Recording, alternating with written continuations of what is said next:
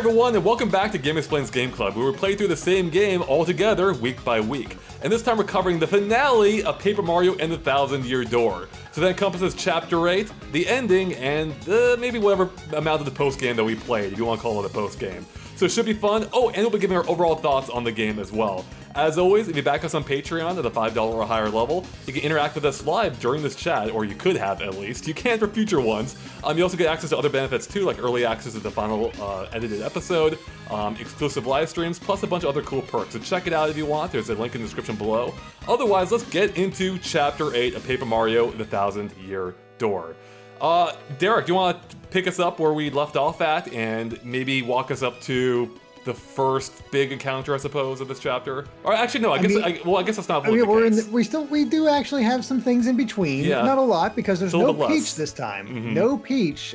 We have no idea what happened to her after the whole situation with Tech getting deleted. At least as far as we knew. But yeah, we actually start with Bowser this time, who's looking for Poshly Sanctum to get another star.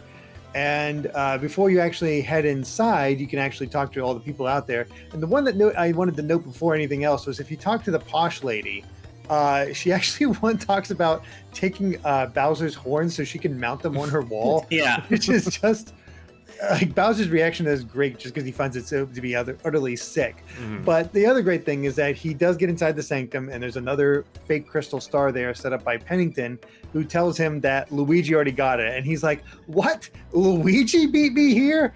What the heck is going on with these Mario brothers? But of course, he eventually learns of Mario's progress, and then heads for the Thousand-Year Door, and that's how it all ends. Yeah, so some of the dialogue in this part is great too. If you check in with, as Derek was saying, if you talk to the Gold the Bomb, what's his name again? Gold or something? Gold Bob, right? Yeah. Gold Bob, yeah. He has some commentary on like the fountain there, which, by the way, we didn't mention it before. I love the fountain and how it features like a bunch of Shy Guys and a Cheep above. And I don't think there's any Shy Guys in the game, are there? Right. So no, their only appearance is in this fountain form. And the Bomb comments on, this guy's been like a snooty rich person the entire game. But then he has some commentary on those fellow rich people about how they always try to apply value to art and how you can't. I'm like, what? Have you not seen what we've been doing the rest of this game? Like, you are what you hate, Gold the Bomb. He wanted to buy his son a real solid gold train. Yeah, exactly. Right. I also love how Bowser's like, you guys are weird. I don't want to talk to you. Like, he's like, what in the world? And he also calls Toodles a psycho, which I thought was pretty funny. Did you guys talk to their child, by the way, the Bomb's kid in the area? Yep. Yeah. What did you tell them was your name? Everything. I went through every option. Well, you have to go through the right order to do that, though. If you get the wrong answer. Yeah. Yeah. So what? Yeah, because I wasn't able to do that. I said the great and evil King Bowser, and he ran off. Yeah. I chose not to do Evil King because I figured that would be the most terror-inducing option. And he talks smack to you if you choose any of the other ones. He does. Like, I think I started out with, I can't remember the name, but it's the businessman one. I tweeted about this. He says, "Oh, a business person. That means you're a brown noser." I'm like, what? Yeah. They just said you're a brown noser. He says that straight up. God. Here, I can actually bring up fantastic. The image. It's so great. It reminds me of the kid in Final Fantasy VII Remake who calls Barrett a stupid old man. Like, this kid has some guts. Yeah. Right? Yeah, he actually says brown noser. That's amazing. Isn't it? I'm trying to find the Cooper Coop is one of them, I think. Oh, that is one of them, yeah. Here we go, I've got here. So if you answer like that, you're a business person or something to that extent. The kid says, "Oh, a businessman like business trips, bribes, and brown noses? Oh my." That's so good. God. Yeah, and he uses that kind of wavy text to imply he's being sarcastic with him, like just clowning on him. And every response you give him, the kid makes fun of him unless you say you're the evil king. Mm-hmm. Like, that's the only one that actually commands any level of respect. And by that time, you want to scare the kid. Yeah, exactly. I hadn't said that right away. I hate that. So what happens if you say the third one? Oh man, I don't remember. It wasn't as good as that one. That was the best response. Okay. I think my favorite part of this whole thing might be the fact that Bowser he's so utterly defeated. He thinks he's been beaten by Luigi as well. I love how that whole thing plays out with Pennington, where he just genuinely believes it's Luigi, and Bowser gets so sad. He's like, even Luigi beat me. I gotta love it. And during that whole sequence too, I love how the Paragoomba lands on the penguin. Just chills there. Pennington. He doesn't care at all. It's like whatever. And real quick, Rob says, "Is that a Wizard of Oz reference? Ending it with "Oh my" is a bit interesting." I think it is actually. I think that because it's three things it probably is followed by "Oh my," right? So yeah, they're doing a lot of things in that short amount of dialogue in this chapter or in this Bowser section. All right. Well, should we move on to what's next? Yeah, really not too much in the middle because as you need to leave the moon, of course, you actually need to walk out, and you can't actually take the elevator. Instead, it kind of leads you over to Tech, and Tech is actually survived and tells him that Peach is with Brodus in the Temple of Shadow, which is beyond the 1,000-year door. He says to say thank you to Peach, and then goes offline for good. And then once you get, like, you use the teleporter and actually get out of there, the base seems to just blow up because you can't go back or anything like that. And then you just need to talk to Frankly, and then you go into the beyond the 1,000-year door and into the Temple of Shadow. But did any of you guys do anything else before talking to Frankly? Oh yeah, I went in, as usual. I did the troubles that were available, and I also actually went out of my way to read Lumpy's diary because I had completely forgotten about it. I did. So I went to go check out Lumpy's diary, which was awesome because it's just full of references to Paper Mario 64, which I thought was great. This is the character at the pier, right, or near the pier? Yeah. And so it's just he mentions a lot of locations from the original game, which I thought was really cool. And one of my favorite things about the Rogueport sections between each chapter is that there are little sub stories going on with the NPCs that kind of get updated after every chapter. And my favorite one is this Toad family. I'm sure you guys talked to them at some point, but there's a Toad family in the west side of Rogueport, and their family is super dysfunctional. Like, one of the brothers, like the little kid, won't go outside. His dad's trying to write a novel that fails. His mom spends all day at the parlor, playing. Yeah. And so so you get like a little bit more of their story between every chapter, and finally they have their happy ending. They're all going to go on a trip together, and the kid's coming out of his shell. But I love that, like, that stuff is like my favorite part of this game. I think it's just the character and the detail in this world, and there's so much you can follow beyond just the main narrative. So I don't think you played this far in the post game, but that story wraps up in a fun way, or not fun way. Does it? Okay. Happy way. So I haven't gotten the post game part yet. Okay, nice. Okay. Yeah, before we get into the real meat and potatoes of between or before the 1,000-year door, what did you guys think about encountering Tech with Mario? It was sad. Yeah. I mean, it was sad. Because it's Tech. I mean, so we already thought Tech was dead, but then it seems like Tech dies again during the scene. As he's telling, I think he was going to tell Mario to tell Peach something, but I don't think he finished the message. If I remember correctly. I said say thank you. Okay, right. Did he finish it or? That's just thank you, Peach. I think he barely did. Yeah, I think he finishes, he ekes it out. Yeah. Yeah, he as you're on the teleporter, I think he gives one last message to Peach, and I know I had Goombella with me when I did that, and she was like, "Hey, did you hear that?" While we're as soon as you get off the teleporter, which I thought was kind of cool. Like, same. They make you think maybe he's just saying it and into the void and nobody's hearing it. And then Goombella confirms that the player or the characters definitely heard him say that. So and I think they're like, did we hear something or did he hear that? Right? They were a little confused by how they heard something. Yeah. I thought it was kind of sad. I thought it was really cool that we got to meet Tech as Mario. I felt like, given how much importance he had in the first 7 friggin' chapters of the story, like it would have been weird if we went all the way to the base and didn't see him. And I guess I just got lucky because I started the chapter off deciding I was going to go look for him anyway. So I didn't try to leave. Like, I was like, hey, I'm going to go down and find Peach's room and find Tech and go talk to him and see if I can do anything, like turn him back on. So I kind of inadvertently found it. And I mean, my first step was to try to see if I could make Mario take a shower in Peach's room. I tried that too. Yeah, I did too. I also tried going down the toilet. Yeah, I thought maybe I could warp down the toilet too. I was like, let me see if I can ruin this somehow, Nice. Which I couldn't. But yeah, the whole scene with Tech was way more sad than I expected. But it did I felt like it took away from his final moments with Peach. Yeah, because it seemed like, oh no, he's gone, and that was legitimately kind of heart-wrenching, like he had come so far in learning about emotions and feelings, and that they made it seem very final. And it was like, oh, just kidding, somebody popped a double A in him and he's good to go for a few more hours. He's on his backup power, and yeah. I was like, it took away from that scene, and I didn't like that, but I did think the moment was pretty well written overall. Yeah, Straw Hat Ninja says, yeah, Tech sacrifices himself, proving that technology can save us. That's one way to read into it. So that is one way to look at it. Yeah. Yeah.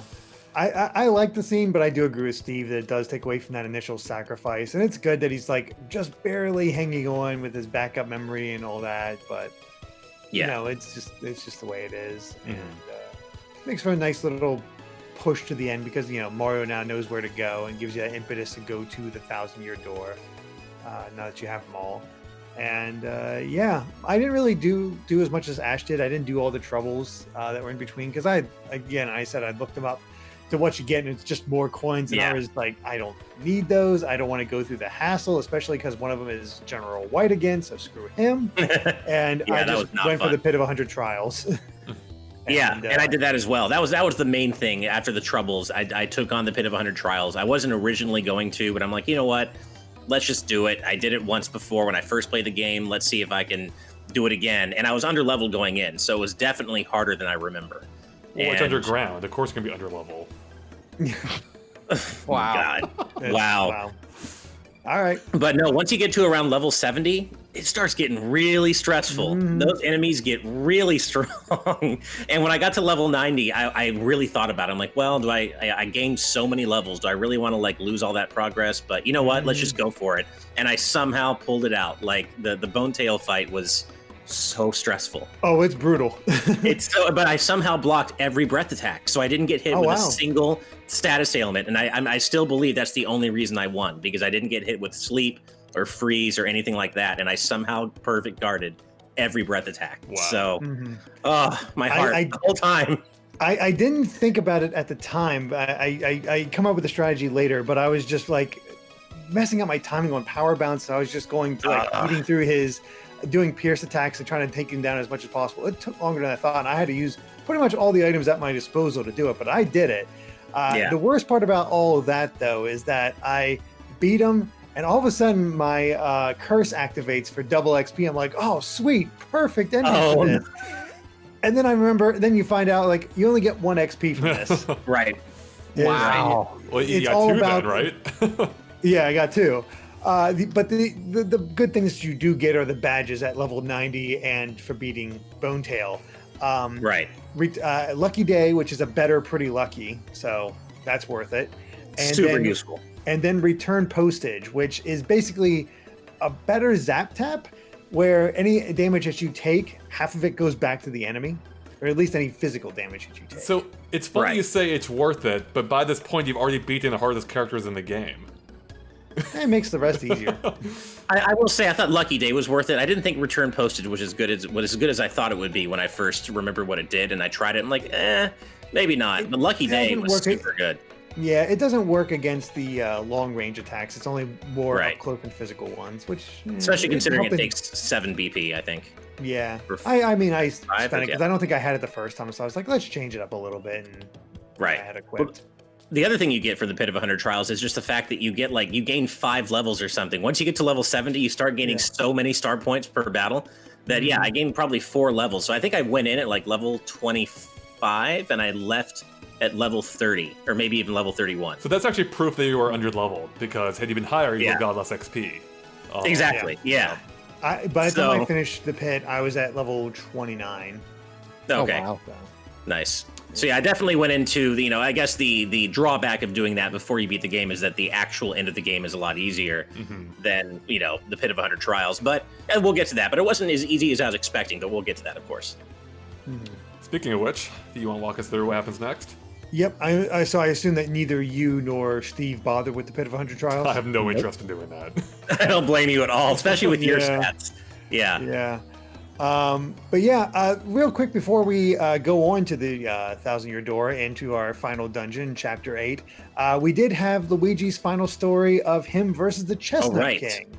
And, his epic battle, he won, but he doesn't seem to want to talk about Princess Eclair. I wonder what that's all about.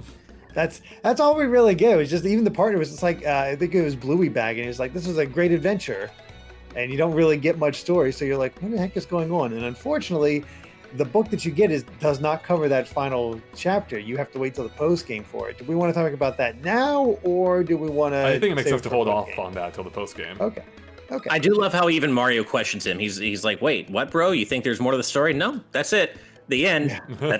There's nothing to talk about. And in the story about Hate Song Tower, I love that he says the winds whistle down the cliff, howling like banshees, singing songs of hate.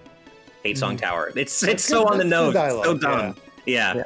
I love the fact that he's like, yep, beat it, rescued the princess, went home, had a light lunch. That's about it. That's it. Yeah. That's it. Also a nice touch. If you do talk to Lumpy Ash, you notice Mario didn't fall asleep during his story? I did, yeah. Mario is attentive for Lumpy's story of finding oil, does not care about Luigi's story. Mario's Luigi's story is like, Mario empathizes with the blue collar, work schedule. That's true. He appreciates the amount of effort that went into it. So, and it's even ruder when you consider the fact that Luigi, between all of his own adventures, somehow finds a way to get to the audience to cheer Mario on, and is listening when Mario tells him his stories. It's like, man, come on, Mario, throw him a bone. Oh yeah. No, Mario. Actually, Rob Arman X pretty much sums up what I was about to say. GameCube Mario was a dick.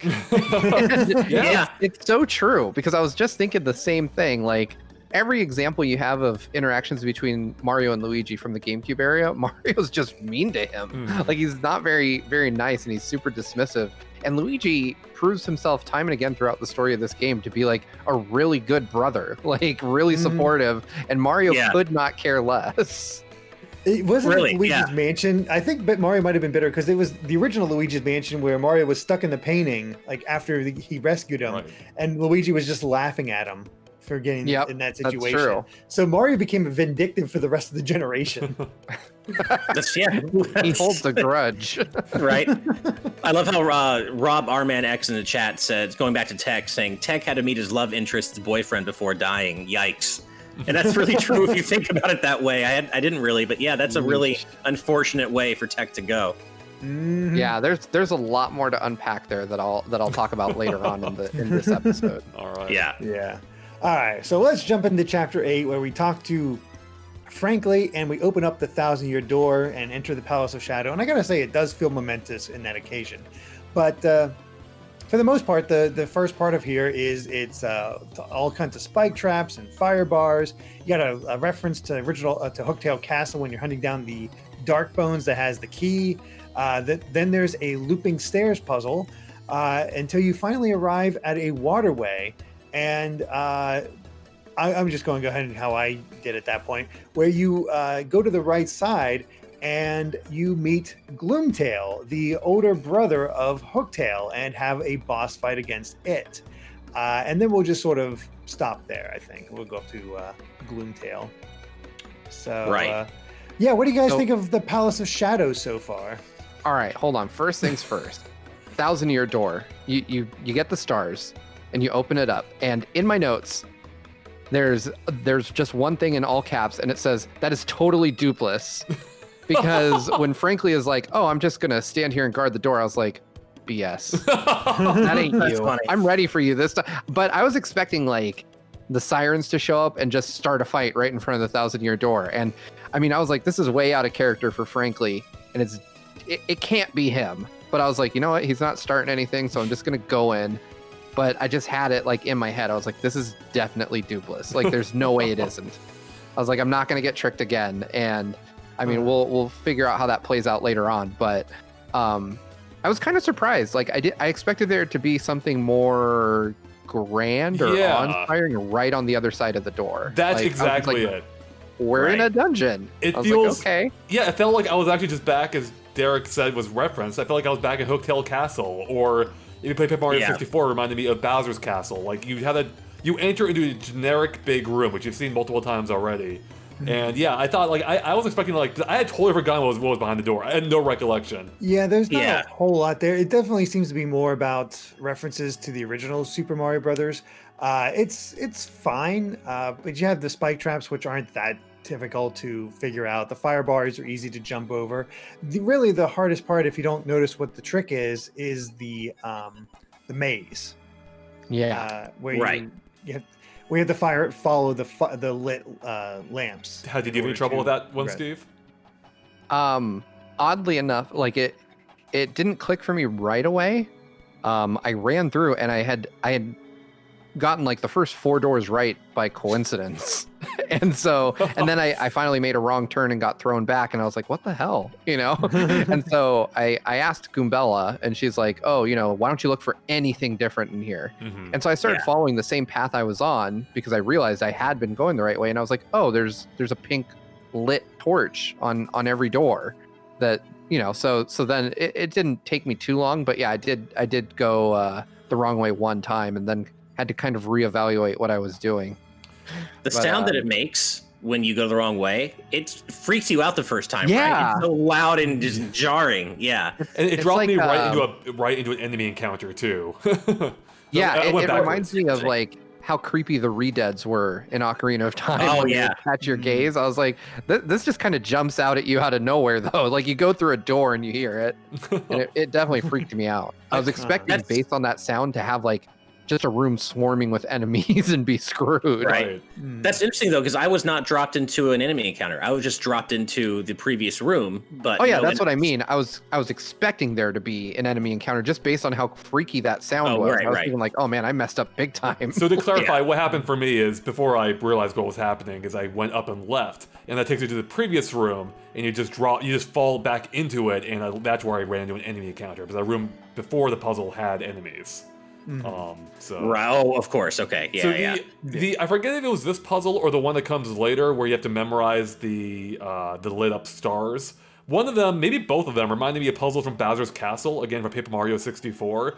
I felt like I've seen this before, and granted, I've played this game before, but I didn't remember it. But I know I've seen those puzzles in at least one of those puzzles in a previous Paper Mario game. So this whole area kind of felt largely unnecessary or repetitive. Yeah, because I think if you had just gone straight to like the as you guys are saying, the underground city kind of fountain area that's very serene, seems very otherworldly, that would have been so striking just to find that behind the 1,000-year door at first, and then you do the rest of the dungeon. And I think it would have cut down on not only the length and made it feel a little bit better paced, but it just feels like there's something actually cool behind that door before you do everything else. Right. So yeah, I think the first part of this dungeon was a little bit unnecessary. I agree. But I will say I didn't appreciate Goombella's tattle on the bombshell bullet bill blaster, I think it's called, where she literally just goes, sorry for the abbreviation, because it's B-bill blaster. It just should be bullet bill, and it just makes no sense. I think it's apologize. Yeah, well, and I think that's because they literally couldn't fit it in the text box they have. Yeah. So that's actually pretty clever. Like, that's their way of lampshading. Sorry, guy, call it this way. It's like, can't fit. Yeah. I literally can't fit it in. So exactly. That's right. Yeah.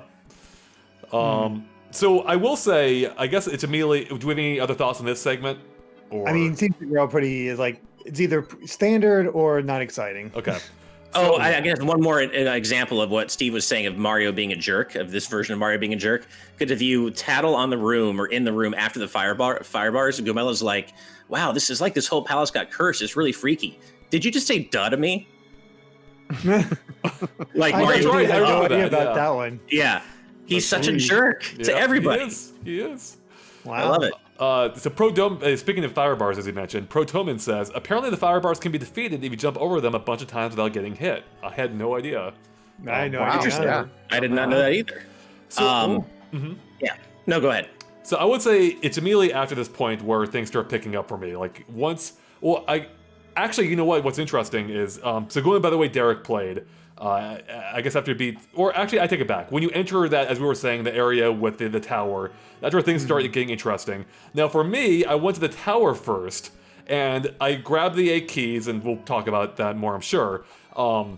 Then I went up to the top floor where I figured you'd put the keys, and they had the podium there, and with the exclamation mark, and I'm like, all right, I'm ready, let me put the keys in, and it didn't do anything, it wouldn't say anything. I'm like, what the heck? So I eventually tweeted it out. I'm like, what's going on here? Like, is this a glitch or something? And people are like, no, you gotta go, there's a door in the castle outside area where to the right, I had totally missed it, where you then had the encounter with the other dragon. So so I found that part a little confusing, but I had seen the chain chomp stuff, but it didn't click with me right away what I needed to do with them, so I just kept exploring to the right and then saw the door and just took care of all that stuff, which I think is the better method of doing it. I had tattled, and then she tells you that you can do something with his chain chomps. So I'm like, okay, obviously, like that's the place to go next. It's the thing you see, so it kind of made sense to explore that first for me. But yeah, I will say this. Go ahead. I was saying, I like Derek. I went to the right first. I think I figured that giant tower is probably where I need to go at the, ultimately. So let's see what else is around here first. And I got lucky, and it turned out that you do need to go beat Gloomtail first. So I thankfully avoided doing all that beforehand. What they should have done, I think, is just put a lock on the door. Like, lock it, that you get the key from the dragon. I mean, you already have, or just have it so you use the thing it gives you anyway. That's already a key. Use that to open the door.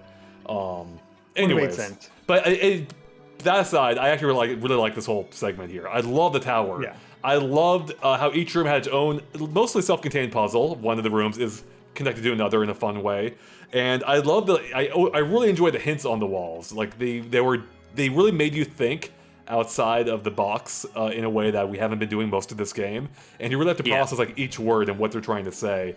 Unfortunately, one problem I ran into, I'm sure you did too, Ash, is because I've been tattling in most places. Goombella straight up spoils a lot of those puzzles. I had to stop checking in with her so I could figure them out on my own. Because she would just straight up tell you the answer, basically. I'm like, shut up, Goombella. Basically, yeah. Like, some of them she doesn't, but other ones she basically just spells it out for you. And it was funny, because as I was doing these 8 rooms, I just happened to find the 8th key by accident, just by jumping around randomly. Because there's one room where I think you have to use... Oh, yeah, you have to use Vivian's ability, and it won't appear until you disappear with her. I was just jumping around by accident, and I found it, which was kind of fun. Wow. Yeah. How did you do, Steve? This being your first time. Yeah, did you go to Gloomtail first, or did you go to the tower first? I went to Gloomtail first, so I didn't tattle in that room. So I saw the chain chomp things, but it didn't click in my head that they were sitting on top of warp pipes. So I was just like, I just kept going right, and I found a door, and I was like, okay, I'll just keep going. And then, when you kill Gloomtail, it's a dead end. Mm-hmm. So I was like, okay, I just got to go back the way I came. And that's when I started realizing, like, hey, they have oddly large open mouths. So I just grabbed Bobbery and threw him in one, and the rest is history. But I didn't really enjoy the tower. I thought the tower was kind of tedious. Oh, really? I thought the puzzles were kind of brain dead easy. I didn't think that they were really thought provoking or difficult. Like, I would read the clue on the wall and I'm like, okay, I figured it out. A lot of them just leaned on one partner's power, So I didn't really to me, it just felt like I was just going to each room, like, okay, what's the shtick here? Okay, I got to get another friggin' key. Then I have to go manually put in the star key. Then I got to go manually put in these 8 keys just to get access to go back the way I came to open a staircase. So I was just like, this seems like filler. It didn't really, I don't know. I would have preferred something with a bit more challenge to it or a bit more difficulty, but I mean, it's not offensive, but I didn't find it super entertaining. I liked the fight with Gloomtail a whole lot more than this tower. Yeah, how'd everybody do against Gloomtail? It was actually funny. Yes, well, same, and of course it was fun for me because I'd already beaten Bonetail, so this was like a victory lap for me. But actually, Gloomtail ended up getting dizzied by a stage hazard, which made it even easier. Oh wow! Yeah, I didn't even know that could happen. I think this might have been the only boss in this area I actually lost to once. I could be misremembering. I lost to something once, so I forget if it was them or not. What I did like though is after you defeat them. It looks like their corpse just remains in the room. The dragon's corpse, yeah.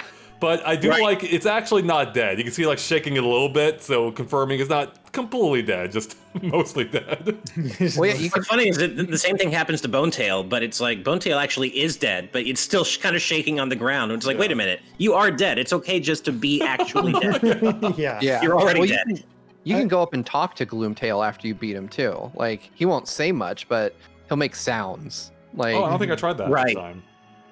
Yeah, so I went over just because initially I didn't really realize that there was nothing left to do, because there is, if you go all the way past Gloomtail, there's a crack in the wall and you can use Bobbery to bust a hole in the wall and go find some items on the other side. I think there's like an Ultra Shroom and something else back there. It's Ultra Shroom and the Jam and Jelly, the best syrup. Yeah, Jam and Jelly. Yeah. So you get one of each of those, and I was just kind of searching around trying to figure out if I needed to go backwards or if there was a way forward past him.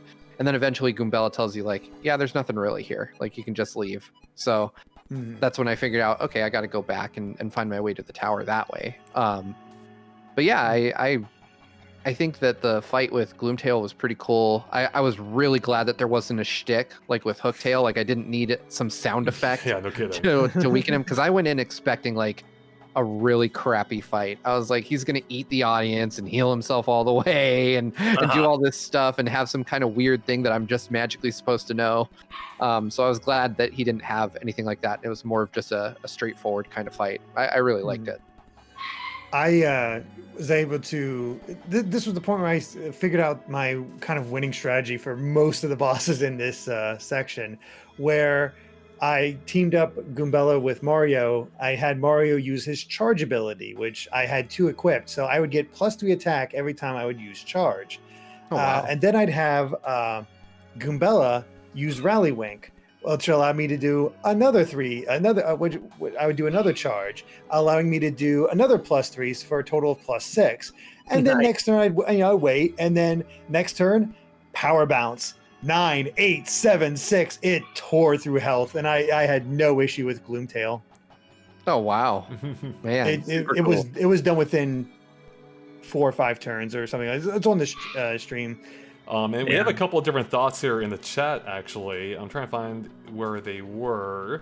Yeah, just Jacob. You says, yeah, I really like the whole Tower of Riddle area. And then Rob says, it being better than the worst thing in the game isn't really a victory. LOL.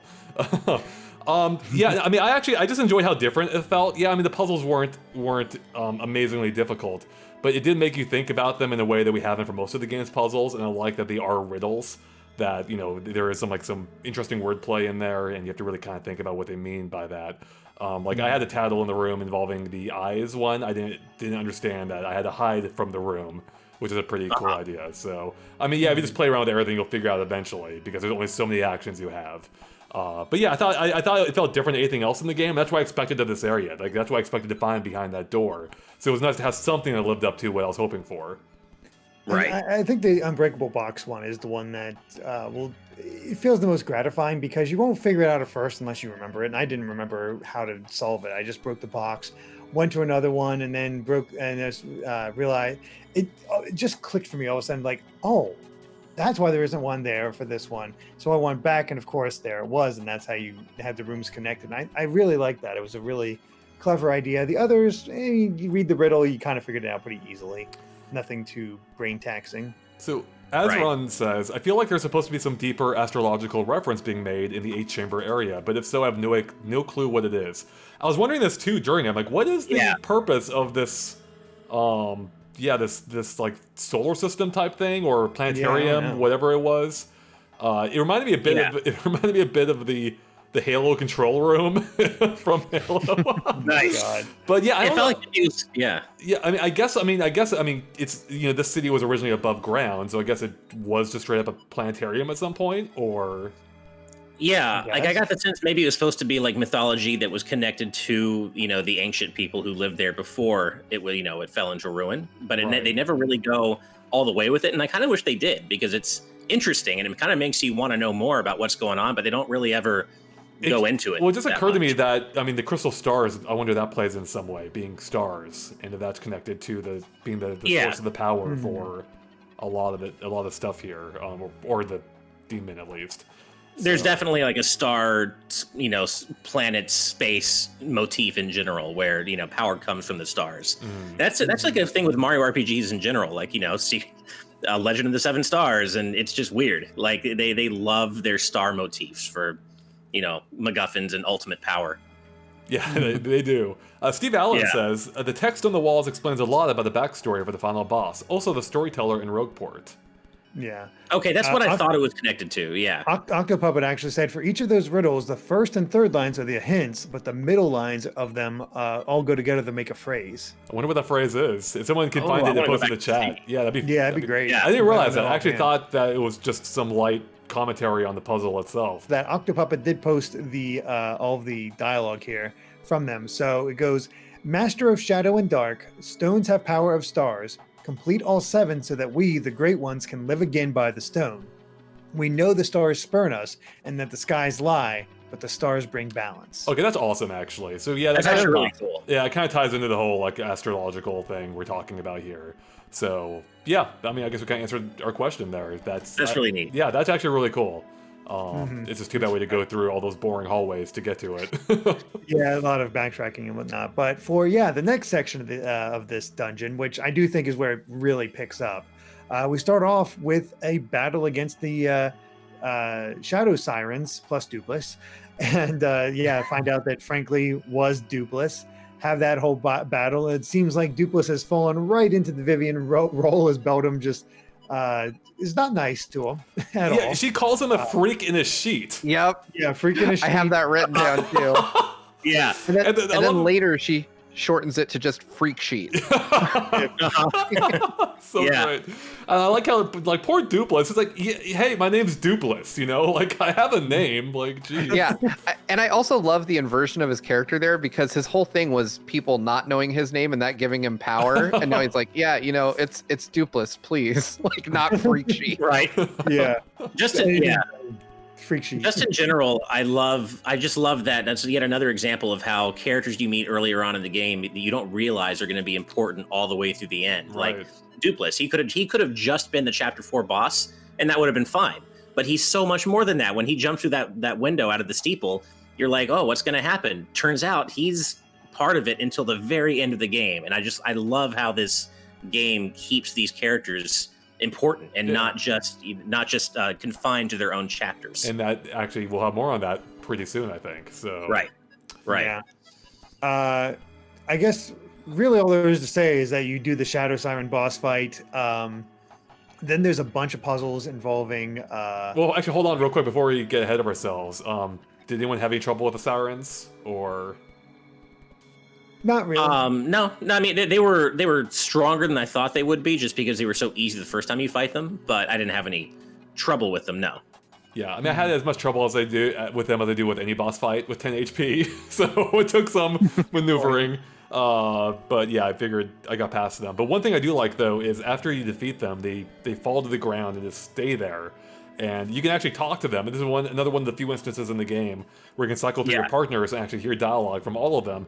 Now, what's interesting in this case is it only changes a single word for most of them. I actually wrote them all down here. And it offers a little bit of their personality just by the word choice they use. Right. So the phrase is, so the overall phrase is, let's leave these blank Mario. So the word that fills in there is, let's leave these cads, Mario, says Bobbery. Let's leave these idiots, Mario, says the mouse. What's her name? Miss Mouse. Miss Mouse. Yeah. Let's leave these doofuses. Let's leave these doofuses, Mario, says Goombella. Let's leave these wimps, Mario, says Koops. Let's leave these louts, Mario, says Flurry. And then let's leave these wusses, Gonzalez, says Yoshi, of course. But if you if you check in with Vivian, she says, "I'm sorry, sis," and that's kind of interesting. That. Yeah, that's a really cute touch, and the fact she's only addressing one of them. I want to point out because this mirrors my experience. I had Vivian as my partner going into the battle, and Protoman posted what she says in chat. So if you have her, this is what he says. I like Vivian's banter. If you have her out. Today, sis, I'm going to punish you. You hear me?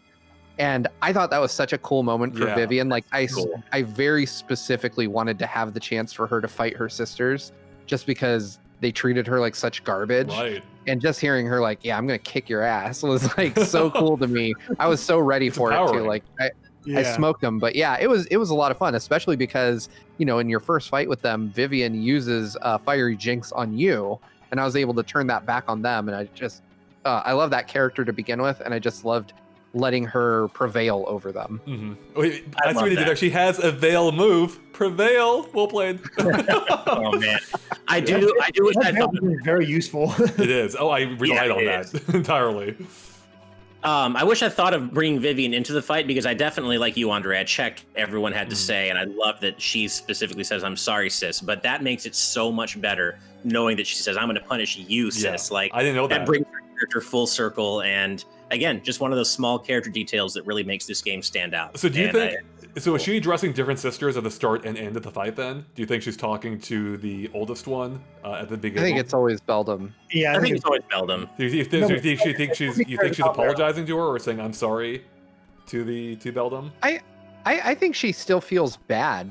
You know, like she doesn't just hate Beldam. Like, she realizes that she deserves better, and she's going to give back what she's been getting. But it's, you know, I mean, people are complex. You can get your revenge and not feel great about it.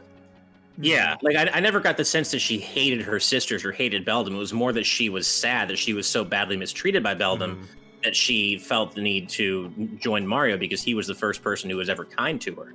But I never got the sense that she just like completely divested herself of her sisterly relationships and was like, screw them, I'm not talking to them ever again. Like, I always got the sense that she was really sad about it, and she still loves her sisters, but just wasn't treated well by them. I kind of like the idea better that she's addressing the younger one, because the younger one she was just along for the ride, really. Like, she wasn't the direct cause of the conflict, whereas the older one, I forget her name, was. Yeah, so I like the idea that she's actually speaking to the younger sister as opposed to apologizing to the one who was a huge dick to her the entire time. Yeah, I got the sense it was more of kind of like a general, I'm sorry it had to turn out this way, not necessarily I'm sorry I betrayed you. That's absolutely the way it's intended, but she does just say sis. So that's why I like it being focused toward the younger one. Nobody really mentions Marilyn. I don't think she was referencing Marilyn because, that's why I like to read it. I feel bad for Marilyn now because no one talks about her. She's more neglected than Vivian. Yeah, but also Marilyn never stands up for Vivian either. No, she doesn't. I agree, but that's why I like that she warrants some sympathy because she's like part of this problem too, even if she's not standing up for Vivian, but she's not the direct cause of it either. Right. Yeah, I don't know. I don't feel any sympathy for Marilyn at all. Let her burn. But you do for the older one though? No, I don't feel sympathy for Beldam either. Oh, I don't have sympathy for either of them. Yeah. I mean, I just personally don't feel bad that Marilyn gets ignored. It's not that I feel. Yeah, I mean, it's less that I feel bad. But I feel like she's the more deserving of the two of getting that message. Oh yeah, I agree, but I think it's. I can't help but read it any other like. To me, it has to be about the relationship between Beldam and Vivian because that's what they hammer home throughout the whole game. It would be indirectly though. It is about that relationship if you read it the other way, where she's purposely ignoring Beldam. Well, you're really pushing this point that I don't think is there. I like it. That's how I read it. I really like that idea. So, I do like that Jacob Tucker calls Marilyn the nonverbal plus-size powerhouse. Good old Marilyn. Nice. I have a feeling Andre's going to go write a fanfic about Marilyn once we're done with this. But I mean, it's not about Marilyn, darn it! It's hard for me to feel bad. It's about Beldam. That's my entire point. Right. It is hard for me to feel bad for Marilyn because it literally all Marilyn needed to do at any point along the way was just sit on Beldam and be like, stop being so rude to your sister. Let's all get along. But she never does that. Are you calling her fat? I mean, she's obviously the biggest of the three. Well, she's right, it's time for us to move on. Right. Either way, really the next section is just more puzzles where I really do enjoy it because all of it uses all the partners, uses a lot of your abilities, really seems to take advantage of everything you've learned up to this point before you finally do approach Grotus. Yeah, I would say overall it's still an enjoyable dungeon. It definitely, at least from my perspective, it doesn't come close to dethroning the X-Naught base. The X-Naught base was just such an awesome dungeon, and I think that it was just perfectly paced, even though the rest of the chapter around it was crap. But I mean, I feel like in this one we kind of have like a really bad portion of the dungeon surrounding a part that would have been perfect enough to stand on its own. No, I totally agree. And also the other big part of that is the music. The X-Not-based music was so epic, and it felt like a final dungeon. This didn't. I agree on the music, but I still think the design of this is better than the X-Not base, where you just sort of go to this end, find this key, go back to the elevator, go down a thing, go down there, and you have a few puzzles here and there. Again, I really like how they use all the abilities in this one, and there's a bit more puzzle solving and exploration, and like I use Coop, I use Flurry. I haven't used them in forever. You know? It's cool to see you going through all of them. So I still put this, even though the music isn't quite as good, still prefer this over the X-Not base. Sure. Yeah, design-wise, that's true. I think, that makes sense. It's less confusing because they're just going left to right this time. Right. Azran made a good point just a little bit ago where he said, well, just imagine Hyrule Castle Town underground. And that's funny because I actually was thinking about the Wind Waker during this portion. Yes. And you go underneath the waves into Hyrule Castle, all dilapidated and ancient. That reminded me so much of that. And I thought that was pretty cool. I had two things that kind of popped up in my memory while I was playing this section. That waterway definitely gives me underwater Hyrule vibes from Wind Waker. The color palette's almost exactly the same. It's a lot of gray and blue.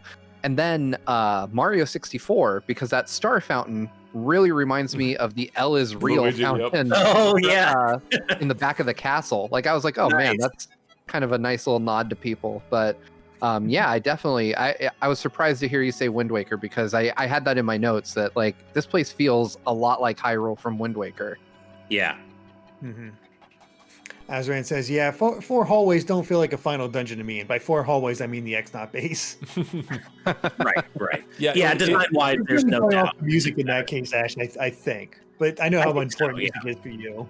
Yeah, to be fair, I'm with Ash on that one, because the music to me lent it a sense of urgency, and just the setting too, that I was in the enemy base left me feeling like this is a place where I run through and I just kick butt and then I get out. And I think the music really helped push that vibe. So for me, at least, I think that was one of my favorite dungeons. I'm still not sure if it's hard to rank the dungeons separate from the chapters, but I don't think we need to. No, we're not going to.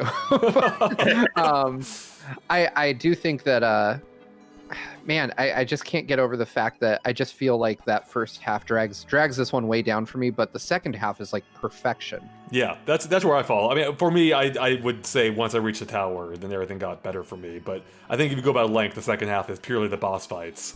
So Derek, do you want to start walking us through what happens next? I mean, let's just go boss fight to boss fight, because we get to the end of all of that, we come across Grotus, and we finally get to fight Grotus himself. Not too hard. I mean, his shield is a bit annoying if you're not able to keep up with it, but overall, not too bad. By the way, what is Grotus? He's like half robot. Machine. Is he purely robot? I think pure robot, because based on all the machinery in his head. Yeah, there's something at the end of the game that leads me to believe he's a robot. Right. That's what I always got the sense. He's either completely a robot, or he's like he's mostly a robot, and maybe he was once organic. Yeah, I think like Darth Vader, which he seems to be kind of modeled on. Yeah, so it could be. Yeah. But yeah, the fight wasn't too hard, other than the surprise of him basically having built-in yuxes, which he had to kind of keep up with. But otherwise, not that bad. Mm-hmm. Yeah. It's as long as you have any kind of multi-attack and you manage your FP well, it should be relatively easy to take him down, and not too much HP or anything like that. I think I had even easier time with him than like Gloomtail. So Azron says, I thought Grotus was one of those brain in a machine type characters, and Steve Allen says, I always got the impression they slowly replaced his body with machinery over time. That's kind of what I was thinking, because I mean, otherwise he doesn't look, I mean, it's only his head really that looks machine-like. You can see the circuit boards inside his helmet or visor or whatever, but the rest of his body seems to be I mean, we don't see his body itself, but it moves in a way that looks like an actual being. So... Yeah. I do like, even though the boss fight, it's not it's a good boss fight. It's just not a very hard one. Probably because I already went through the pit of 100 trials. Exactly. Makes it a little easier. So I'm not sure how well you and Steve did. Actually, Steve, what did you think of the Grotus boss, real quick? Grotus was really easy.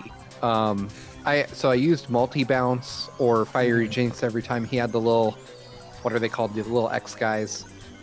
Let's go. And then I would the Yucks. Yeah, Yuxes. Right.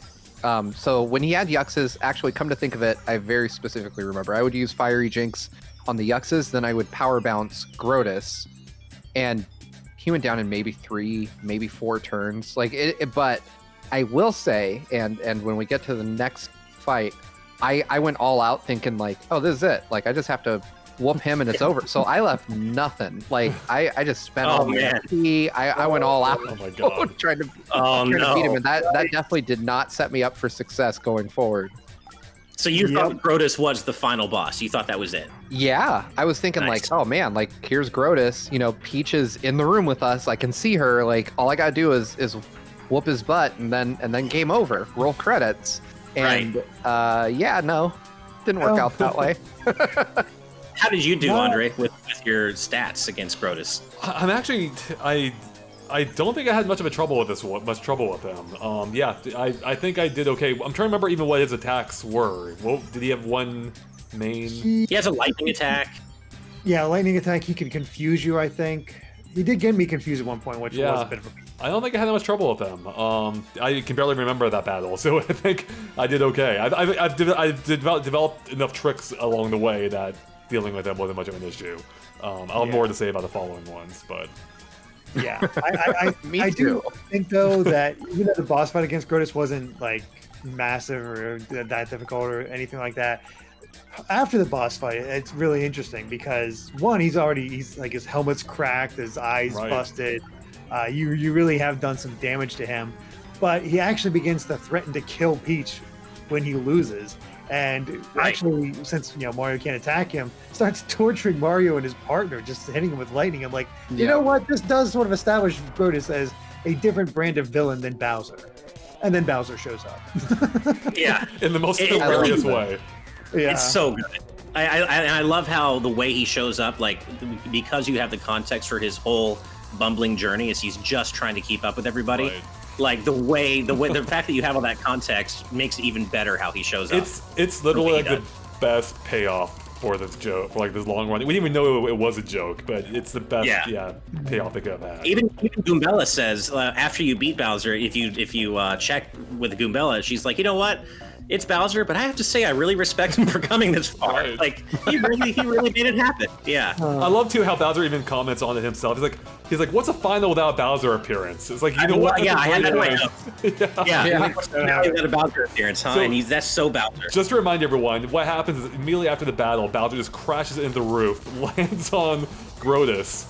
And Bowser's barely even aware of what he did. I don't think he even realized he crushed Grotus. Yeah, he crushed Grotus, doesn't even react to it. Just sees Mario, sees Peach, like, all right, 2 birds, 1 stone, let's do this. I think he even says, like, I have no idea what's going on here, but I'm putting a stop to it right now. Because he's just Bowser. He doesn't think things through, he just does.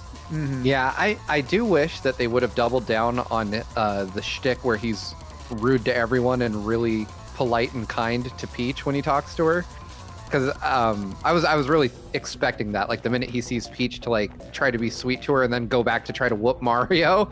But that said, I've loved consistently every time Bowser shows up in this game. So even though I realized very quickly that I was gonna have to fight him and I wasn't gonna get to recover in between, I was like, yes, let's go. Like this will just be fun anyway. And that battle was not tough. Not crazy. For some reason, I did not expect Cammy to heal Bowser all the time. So I let her go for a good couple turns, like just focusing on him. And I was like, she heals enough that it was putting a dent in the damage I was doing. I was like, I gotta go kill her first. I think she also raises stats as well. Like she raises attack and defense. She's a nuisance in that fight for sure. Yeah, I ended up power bouncing the heck out of her. I did have to use items that I was saving to recover, and that definitely bit me later on. But what ended up happening for me is I had some recovery shrooms with me. I had 4 of them ready to go, just in case I needed them. So I have 10 HP. So the nice thing about this is they completely refill my HP, because they only do 10. So every other mushroom's completely redundant or unnecessary for me. What happened is, though, during this fight, freaking Vivian got knocked out, so she revives herself without me even having any input. She got knocked out again immediately after, revived herself again. Like, Vivian, you're burning through my mushrooms, my life shrooms. Yeah, that's rough. I was prepared. I forgot about that it was Bowser right after Grotus, but I had beefed myself up with the Zesty. I forget what they're called, but when you combine the Jam and Jelly and the Ultra Shroom, you get 50 HP and FP back. And I'm like, all right, cool. I'm back in business. Nice. And I had no issue with Bowser. Just focused on Cammy first. But, you know, it is fun. And this is very much a reference to Paper Mario 64, which is you had to fight this exact pair. That's right. Right. And it's just fun to fight Bowser. It is. I will say the return postage came in handy a lot against Bowser because, you know, he did his bite attacks. And 4 damage immediately back to him. So that was like, okay, that worked out. That would have made it kind of worth it. It was a cool fight. Like, it's just a fun, classic Bowser fight. And I definitely, like, in hindsight, I think the finale, even though, you know, Bowser wasn't the villain this time, I think it would have felt a little emptier without a Bowser fight. And so I'm glad that it's just a fun, straightforward battle. The music's really good. I really enjoy the Bowser fight music as well. And it's just a lot of fun. And it's funny what you said, Andre, about losing the life shroom to Vivian getting knocked out twice. That same exact thing happened to me twice during the Pit of 100 Trials. Oh, yeah. Once, like, on level 70 something, and then, like, the second time was on level, like, 97. And it was my last life shroom, because I only brought 2, and I'm like, oh my god, I'm 3 floors away from Bonetail, and I just lost my second life shroom to Vivian.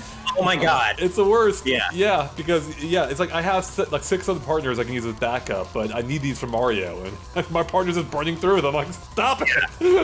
I know. Yeah. That is the worst feeling. Oh goodness, but nice little surprise. Something to catch you off guard beyond Grotus, as it did with Steve.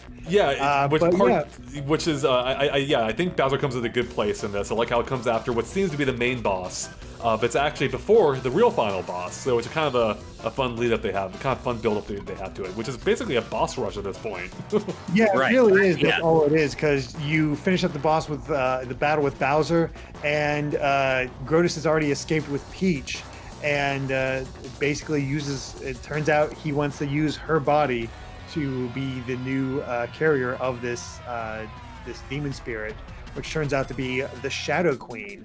And once that happens, darkness falls all over the world. We see all the previous areas as darkness falls, and shows how massive a problem this is, and also immediately sets up the Shadow Queen as something to be reckoned with, because she just straight up kills Grotus. And then erases his head. Like, he is gone. Because he commands her. He tries to have her do his bidding. And she's like, why do I don't answer to you, or something to that effect. And just straight up murders him. I also love the twist that it was Beldum the entire time pulling the strings behind the scene. That's a fun twist. She was the one who found Peach, gave her the map. She was the one who gathered up Grotus and all of them. She was the one setting all this up from behind the scenes. So it elevates her as a villain, I think. At that point. And I had completely forgotten about that. I did too. No, I had forgotten all these little twists, so I love this. Like, this is where the game really starts, like, coming, like, this is where the chapter, at least, starts really coming together for me. And is this where they explain that they've been along where they let Mario find the stars and everything? Yes. Okay. Yep. What I love about this, it's kind of a dark twist, because this entire story was put forth by Peach. Had Peach not sent the map, opened the... Oh, wait. Actually, we don't know all the details yet. Actually, I take that back. We'll bring that up again later. So we actually don't know everything yet, I don't think. We kind of do. She kind of do. At what point did they mention that it only opens to those with a pure heart? When Beldum reveals that she was the one pulling the strings. That's the thing. Okay, yeah. So yeah, Peach started it all. Had she not grabbed that chest, opened it up, sent the map to Mario, none of this would have happened. This is all Peach's fault. And Peach even admits it. She's like, I'm so sorry. How could I have known? This is all because of me. And that's a really dark twist. And just in general, the game really takes a strong, it's already kind of darker than really any other Mario game I can think of, but it takes a hard left turn into true, like, grim, dark, nightmare fuel territory, just with the Shadow Queen's design. Like, I'm glad that it held up for me, because one of the most striking things I remember about playing the game back in 2004 was that the Shadow Queen creeped me the hell out, and I was like, wow, this is a true final boss. She's creepy, and it's messed up how she possesses Peach. Even like right out of a horror movie, when she possesses Peach's body, she just like glomps onto her and is like, like a Redead. It's so scary. And then so all these years later, seeing the Shadow Queen again, I was like, yeah, she holds up. She's still really actually scary looking. Rob in our chat says Shadow Queen has an awesome design, and I think whether by herself or even when possessing Peach, it's a really the Shadow Queen has a great design across the board. And all the hands the hands. Yeah. I couldn't get past her face. So I don't know if anybody else in here watches My Hero Academia. But she looks so much like oh my god, why am I forgetting his name all of a sudden? What's his Tomura. power? Say what? Oh, okay. I was gonna say, she looks like Tomura with like the flat face that kind of, and the fact that she has lips or doesn't have lips. I can see it. All teeth, it's just a weird. Like I wrote down, I'm like, she looks just like Tomura from that show, but. So I wasn't like freaked out by her, but I did love the twist that the final boss, at least initially, is Peach. Yeah. Like I thought that was so freaking cool. Like I was like, okay, I expected something involving Peach, because they kind of foreshadow that, like, oh, what does Grotus need her for in relation to the 1,000-Year Door? I thought it'd be something dumb, like needs like something. I did not expect in a million years we'd be fighting her. And I thought that was just such a cool twist to have Mario facing off against Peach in the final battle. I could be misremembering. Is that how Mario and Luigi Superstar Saga went too? Do you fight Peach, possessed Peach? Or does she no. Peach? No. She loses her voice, but she's not possessed, right? No. Okay. No. Right. Then I agree. Yeah, I totally agree with you, Steve. Like, that was a really fun thing to see. Now I forget, do you fight her before or after you see the entire kingdom being overtaken by darkness? You fight her after you see the kingdom get taken over in darkness. Okay, have we touched on that yet? I mean, I mentioned it, but we haven't talked about seeing the world get like that. And as Steve Allen in the chat has mentioned as well, is like he really likes the fact that the Shadow Sirens are very clearly designed after the Shadow Queen, which is it even follows that same design where the fact that you can't see the Shadow Queen's eyes and you can't see Vivian, Marilyn, or Beldam's eyes. And that speaks to Ash's point earlier, as he was saying, these characters you encounter early into the game have an ongoing thread, and in this case, a profound one. They're the ones who are behind all of this, so that is a really cool twist. Also, I love the, just before we get into the proper battle too much, I love the build-up for this, like the cutscenes where you see, as we touched on, like the kingdom ending up in shadow, how you see the characters react to it. Even managed to get what's the advisor's name? The Peach. Toadsworth. Toadsworth. They even got him outside for once. He was actually outside as it happened. Toadsworth does nothing in this game. And then I think it's after this, but before the fight, after you see the entire kingdom being overtaken, then this is where the queen as Peach offers you to become her servant, right? And she gives you the choice of whether you'll basically bend the knee or if you'll refuse. What did you guys choose? Refuse. Oh, I refused. Oh, refuse, of course. But I remember what happens if you don't. I did it. I chose. I'm like, yeah, I'll follow you. Take me wherever you go. That's almost the 10 HP talking. Almost an instant game over screen. Wow. Yeah. I'm like, oh man, I'm glad I saved right before this. So yeah. Definitely don't make a choice like that without saving beforehand. Yeah, and they don't give you the warnings like they do on the XS Express. Like it just straight up.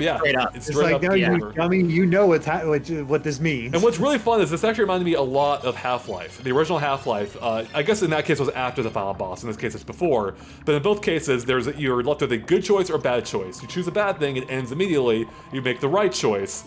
Then that's when you get the proper ending, which is what this built up to, of course. So I love that. What a neat touch. Although I'm sure it sucks for people that choose that, not realizing that they haven't saved in a while. Well, I think it's a save before the final boss. Yeah, it's right before. Yeah. So. There's someone out there who did it though without saving.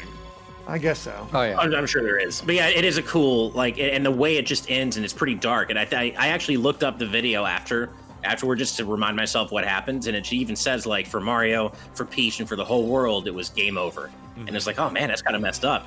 Yeah. Octopuppet brings up a good point. I love how the first thing we see of Origami King was a callback to that scene. I didn't even think about that. We have a possessed Peach here.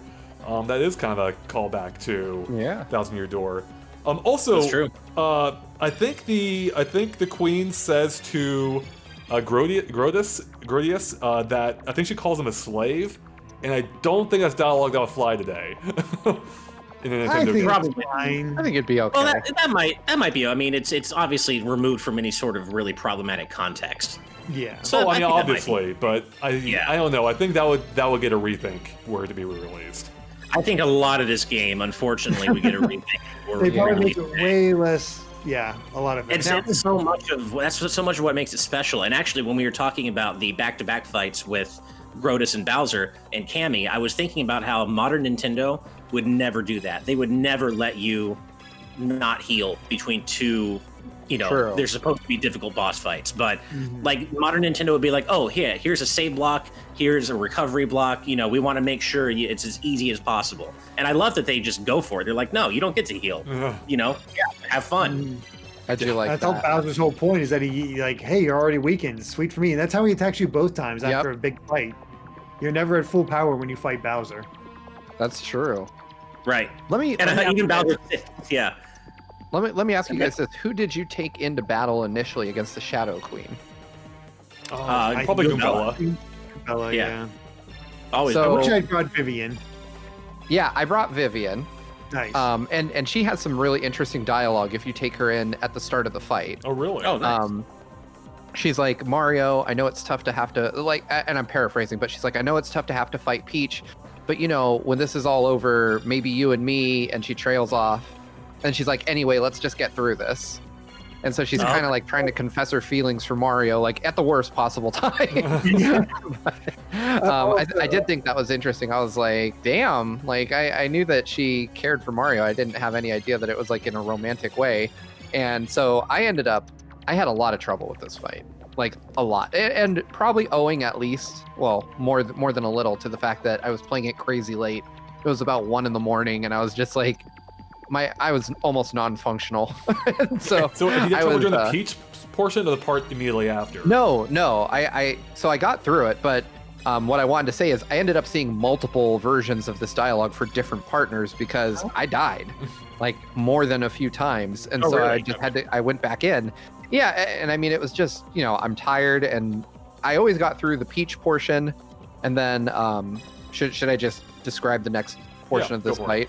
Okay, so you wear down Peach's body, like you're fighting it, and then the larger like body of the Shadow Queen that we see in the cutscene like joins the battle, you know, and she's kind of like Peach is floating inside her, right? And then she can she's got a few new attacks. She can bring out her hands, and she can bring out like just a ton of hands from the ground and attack you with those. But she tells you, like, your attacks aren't going to work on me now. They're as if a child were attacking me. I love that. And this, at first, freaked me out. Yeah, same here. Because I was like, oh no, like... Got what to do in this section. Yeah, so I just kept attacking, and I was doing nothing. Like, it wasn't working. But I was like, well, there seems to be... So I just started cycling through partners and trying different things. And, you know, eventually she relents, and she's like, oh, you're stronger than I thought. But, you know, doesn't matter. And then... whoever your partner is like, this looks bad. Like, what are we going to do? And at that point, the crystal stars come out, and you see it goes to Rogueport, and apparently you're right under the noose, is what it appears to be. I wrote that down. I'm around the noose. Really cool. That was so weird. So it's really interesting placement. Yeah. And then the same ring that appears around the Thousand-Year Door appears around the noose, and then all the crystal stars appear there, and then they fly off, right? And you see this was easily my favorite moment of the game. The first time I saw this, I legit got choked up. Yeah, I love this. This is so great. Because so this is a part I really wanted to talk about. This is my favorite part of the game by a landslide. And you see the crystal stars go back to where they came from. So, you know, and it takes you to see them. So you go to Petalburg, you go to the Great Tree, you go to Twilight Town, and everybody starts, you know, talking about, oh no, like Mario needs our help. He's fighting a battle for all of us. And just the fact that the game does such a great job, better than any other Mario game that I know of, in actually showing you the effects of Mario terror. Like showing people appreciate and care about the things he's doing. But what really got me, what really choked me up, was when you're back, because after it shows everybody, it goes back to the battlefield and you see all these speech bubbles of people like encouraging Mario, Luigi being the best brother ever. Like you can see his are in green and he's like, go bro, that got me too. Yeah, that's good. I also like how you can kind of see, like you can tell the dialogue of certain characters. Like, I think you can trace all of it. Yeah. Yeah, I love Pennington's because he's like, go Mario, I guess. Real quick, this actually reminded me of Star Hill, a Mario RPG, where you can find wishes from people, and you can trace all those back to people in the kingdom as well. So yeah, it's just another fun little thing. But I think the setting for it here works even better. It really feels like an empowering moment as you're hearing or seeing these wishes come, seeing these hopes come in. This cheering. Well, and a couple of people have mentioned in the chat, this is a trope in JRPGs. It's like that power of friendship moment, but it's a trope that never ever gets old when it's done well. There's another game I really want to reference right now, but I don't want to spoil it. I know what you're I have no idea what game you're referencing. Okay, good. All right, perfect. Okay. Yeah, I know exactly what you're talking about because it's almost exactly beat for beat the same thing. Right. Yeah. But this is very common in RPGs. It's very cool when it's done well. And the only thing I thought of, I was like, this is really cool. I really enjoy seeing the characters again. But the thing that got me is like, this is even more of a point to why General White's side quest is freaking pointless, because it takes away from this moment. I really absolutely, because all of a sudden it's not all of a sudden the memory of like, these guys so cool. Screw White. Exactly. I thought about that too. I really didn't like that. It did, like, in that moment, even when I was kind of like feeling feels about this, I was still like, why'd we do that General White thing? Like, in the back of my mind, I'm like, we didn't need to visit all these places if they were going to show them to us a couple hours down the road. Justin Holland says, it makes you not want to give up. And that's exactly it. Like, the music changes, you're finally able to deal damage, even if, there's a ton to get through still.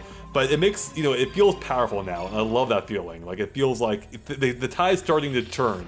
And it really does make you want to, as you said, not lose. Like, I was so afraid at one point that I was going to lose. I'm like, no, I can't. Me too. Scary moments for you in this fight because she does a lot of damage. Oh, I guess you would get into our battle strategy a little bit here. My strategy for this is one I'd used before, but I really had to crank it up here, and I think I learned it during the Bowser thing particularly. But yeah, for me, like, after every attack, I had to recover Mario. Like, with 10 health, I don't have room to lose any. So I'm using Sweet Treat constantly. It's the only one I can really use because I have to keep my star meter full enough that I have something to fall back on for using Sweet Treat. I had to make a couple of exceptions where I use the one that powers you up. I had enough star power I was able to fit it in once or twice, so I could do more attack and increase my defense. But otherwise, Sweet Treat almost constantly. Then I would use Flurry's Fog attack or Fog defensive move to make Mario so he would randomly dodge attacks. I already had badges equipped on Mario to, like the lucky ones, to also prevent some of that. And then whenever we had the strong black hole attack or whatever from the Queen, I would use Vivian to hide from that. And she got knocked out at some point. I'm like, oh crap. Oh, actually, she almost got knocked out at one point. I was able to recover her, I think. But during this whole thing, I burned through the remaining of my 2 life shrooms, and the part that really almost scared the crap out of me, like literally, I'm pretty sure I had a mild heart attack during it. I had the Queen down like 15, 16 HP. I'm like, yes, I'm so close. But I was running low on everything, and what ended up happening was I was using Vivian to hide from the black hole attack, or try to, and I was just falling into a pattern at this point where I was used to like the button presses, but I forgot that with Vivian's, the first thing you do with this, you have to input the buttons correctly. I was just pressing A, immediately screw it up. I'm like, no! This black hole's gonna kill me! Yeah. I dodged it. I had the evade, the lucky evade. I'm like, thank God. I was gonna lose my cool. I had to go through everything again. Wow. Now I was able to pull out of that. I got so freaking lucky. That would have been awful. But it really, for as crappy that could have ended up, it really heightened everything. It made like the ending so powerful after that. I'm like, yes, I earned it. No, I'm sure it did. I mean, that's one thing I really like about this fight is, I don't know about you, Derek, but even being really over-leveled after the Pit of 100 Trials, the most of the dungeon, the Palace of Shadow, was trivial. But this is still a challenging final boss fight, even if you're over-leveled, in my opinion. Yeah, she can still catch you off guard and you forget certain things. And, you know, I was never in too much threat, but I still had to use healing items on occasion. My ultra shrooms and whatnot to get that 50 HP up or my FP, because I was doing my typical charge twice and then unleash the power bounce and really deal that damage, and then bring out either Vivian or Bobbery to deal with everything. So I was managing it well, but it could catch you off guard a lot with how damaging some of her attacks were, or having things not line up. So I was actually thinking, I was going through this, like, how the heck is Andre surviving this? It's not easy. I should have mentioned too, I also, we'll cover our badges more probably later on, or at least post them in a Patreon post. But I also had like all the defensive badges that I could equip. So I've knocked Mario's attack power down to increase my defense, because I think some of those attacks were just taking me out entirely had I not had those. So I was able to reduce it enough where I had a few HP that I used Sweet Treat to recover my health, as well as my flower power. Because I only had 15 flower points, based on the couple badges I had equipped to increase it. So this was a very stressful battle. It took me an hour and 4 minutes, I think, for just a final battle itself. The entire thing took just under 2 hours for the entire final boss sequence. The 3 final bosses. Yeah. Wow. So you never reached the upper limit of badge points, did you? No, I thought I was going to reach it. I thought 60 was a cap. I forgot, because in the first Paper Mario, you hit the cap pretty early. I think it was 30. I think it is. Yeah. So it was pretty awesome to see. No, I can straight up beat this game using only badge points. So yeah, my test was a success. So. Sorry, Pale God. Yeah, I don't know about that. Yeah, all that.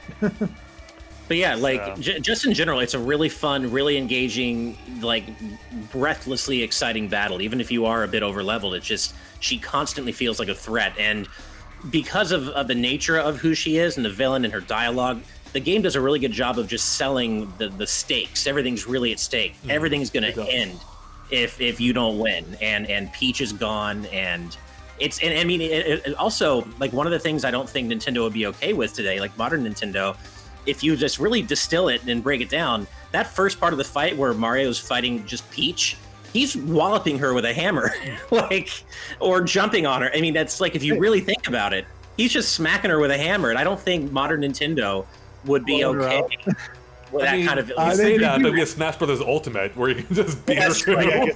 That's true. Yeah. Make sure to say that she's completely unharmed. Yeah, of course. That's a good point. That's true. But we also have Mario and Sonic at the Olympic Games, where you could just roundhouse kick Peach in the face. I forgot about that. That's a good point. But what did you think about that? Was amazing, that video. I'm like, really? Yeah. Wow. Forgot about that. So the last boss, that fight ripped me up bad. Like, I was so mad. And I think it was due partially or no small part to the fact that I was just really tired. So I wasn't firing on all cylinders, like wasn't thinking strategically at all. And I mean, I was like Splatoon mad at this boss. Like, I'm fussing at my GameCube. I eventually just, had to turn it off. I'm like, I'm going to bed. Like, I can't do this tonight. And I got up this morning and I was so demotivated from it that I was like, I'm not doing it now either. I ended up, I didn't even try again until this afternoon, which is why I was rolling credits as we started the stream. But I decided, because I was so frustrated and I just convinced myself in the haze of being tired that I just was not well prepared for the fight. So I went all the way back to Rogueport, like walked all the way back through the Shadow Palace. Yeah, that sucks. And bought I told Andre this morning, I bought a bunch of life shrooms and a bunch of ultra shrooms, because I was like, there's no way I'm getting taken out. And then I went all the way back through the Shadow Palace, all the way back to the final boss, saved right there in front of her, triple checked my badge loadout, and then completely smoked her. Like, I had no issue whatsoever. Nice. I used one ultra shroom and nothing else throughout the whole fight. And it was just because I was tired. So my strategy was to use Goombella and have her use Rally Wink to give Mario a second turn. And then I had a bank of partners that I deemed disposable. So as soon as I got my second turn, I would swap Goombella out for either Ms. Mouse, Flurry, or Koops. Because I'm like, you guys can take the hits. And so I would then power bounce the Shadow Queen twice every turn. And I ended up just ripping through her like with no issue after that. Nice. And it was just so funny because I had to heal Mario up one time. I never used Sweet Feast or Sweet Treat. I just got through the whole thing, and it was honestly a lot easier when you're not like half asleep. So, but I did think like she's definitely challenging, and part of that is owed to the fact that I didn't get the badge that protects Mario from status ailments, because I thought you could just get that whenever. I didn't look up where it was, and in my frustration, like before I went, I was like, I need to get that. That's like a badge I need to have. So I looked it up, and I was like, shh. I was like, crap. It's on the X-Naught base. And so I went down into Rogueport thinking like, maybe I can turn the teleporter back on. And they're like, nope, doesn't work. I was like, all right, guess we're stuck here doing that. So fortunately, I got lucky in this fight with her, and she could not land a status ailment on Mario. So I was good. And then she did get my partners a couple times, but I would just switch to Mario, then have him swap partners so that they wouldn't get confused and screw it up, and then switch back and let them, do whatever. Quick change, man. It's a quick change is absolutely essential for this fight. Is. Yeah. Like I would have definitely been dead without it. It's totally worth like the 7 BP you need for it. Oh yeah. Yeah, I had a bit of a scary moment during the fight where she did land Confusion on Bobbery. And so when I tried to switch Bobbery out, he just blew up in Mario's face instead and did some extra damage. And that was a bit of a scary, because he was already, I think I was down to like maybe 25 or 22 HP or so at that point. And of course, she can really pile on the damage if you don't time your defense well, especially with the hand attack where they drag you into the ground, which is still so creepy. Yeah. If you have a bad round, Mario can take a ton of damage. Thankfully, that didn't happen, but it definitely got a little hairy there for a bit. Yeah, for sure. I thought that, and I could be wrong on this, but every time I had a partner confused, I would have Mario do the swap instead of the partner, and that always worked for me. I don't know if that's like by design or if I just got lucky and confusion didn't apply there. Because that was the only time I had an issue switching partners in the whole game, and so I didn't know that the confusion could affect that. So I'm not sure what the condition is there. I was able to swap out partners when they were confused. The problem is they stayed confused, and I pulled them back out. Of course, right. The issue I'm referring to is if I used the partner's turn to swap. That could. Then the confusion had a chance of applying and them just doing something else. Right. But if Mario wasn't and I swapped him, I used him to do the swap. It seemed to always work for me. And I don't know if that was just my own good luck or if that's irrelevant. I don't know. By the way, I just want to mention really quick. Can we just talk about the fact that the Shadow Queen eats the audience at one point? She eats the audience and they're screaming. Yeah. Like that's another one of those things that just like makes it feel so dark. Like she's like a truly dark, vicious villain, and I just love that about this game. No, I really like that. She really feels like embodied evil. Like she's the original Calamity Ganon. Yeah, and the fact that this is a Mario game literally where a demon exists, like a 1,000-year-old eldritch demon. Like that doesn't happen in Mario. It's so cool. Someone mentioned that earlier. Yeah, Straw Hat Ninja says, I can't believe demons exist in the Mario universe. This is the game. This is the game where heaven clearly exists, as well as demons apparently. So presumably there's a hell too, I guess. Yeah. Wow. Yeah. So. So who did you have equipped, or who was your partner when you finished the battle? For me, it was Vivian. I think it's either Vivian or Bobbery. I can't remember which. For me, it was Goombella because I wanted to go out in style. So once I had her on the ropes, I brought Goombella back out because she's Goombella, and I used Supernova to finish her off because I wanted to go out. I wanted to use the ultimate light attack to finish off the Shadow Queen, and it was pretty cool. Mm-hmm. Nice. I had Goombella just because I had gotten into a rhythm of using Wink Rally, sorry. Right. And so I was unthinkingly using it still, even though she had like 1 HP left on the last turn. I was like, we're gonna hit you twice. But yeah. So she was the one that I had out. So I would have liked to have had Vivian though. Yeah, I got lucky with that. It just happened to be the last move I used with Vivian. I have to say, I don't think I felt dissatisfied after beating a boss in a long time. And I don't know if you guys have the same feeling. It partially might be because I was doing my dumb badge run. But I felt so satisfied. And everything after this is just like pure bliss for me. I just loved how everything unfolds from this point, if Derek wants to pick it. Yeah, so basically, for our rundown on everything that happens from the time you beat the Shadow Queen, the Shadow Sirens run off. Peach and Frankly are perfectly fine. And then everybody says goodbye to Mario and Peach as they head back to the Mushroom Kingdom. And there's a little quick aside. Everybody gets a little comment. Yoshi, the tough guy, he gets choked up. And Vivian, as Steve mentioned earlier, almost blurts out that she loves Mario. Right. She says, I've grown to love you or something. This is the second time she does that. Yeah. What I was referring to is when you take her into battle against the Shadow Queen, she also... that's what I mean. It's the second time. So if you missed that one, you have this one. Yeah. But yeah, then the sun, you see the sun shining over Rogueport as Mario and Peach leave. But then you actually have a little post scene with Mario and Luigi hanging out at the house. And Luigi's like, you ready for your next adventure, bro? Now that you hung out and done all well. Then you get an email from Goombella who updates you on everyone. She's working with Frankly. Koops is now feeling braver and wants to be the mayor. Flurry is back on stage, and Dubless is actually performing with her. They're doing the Paper Mario show. And, you actually see the show they're putting on. You actually see the show getting put on. Yoshi has gone to the Glitz Pit as Gonzalez Jr., which is cute.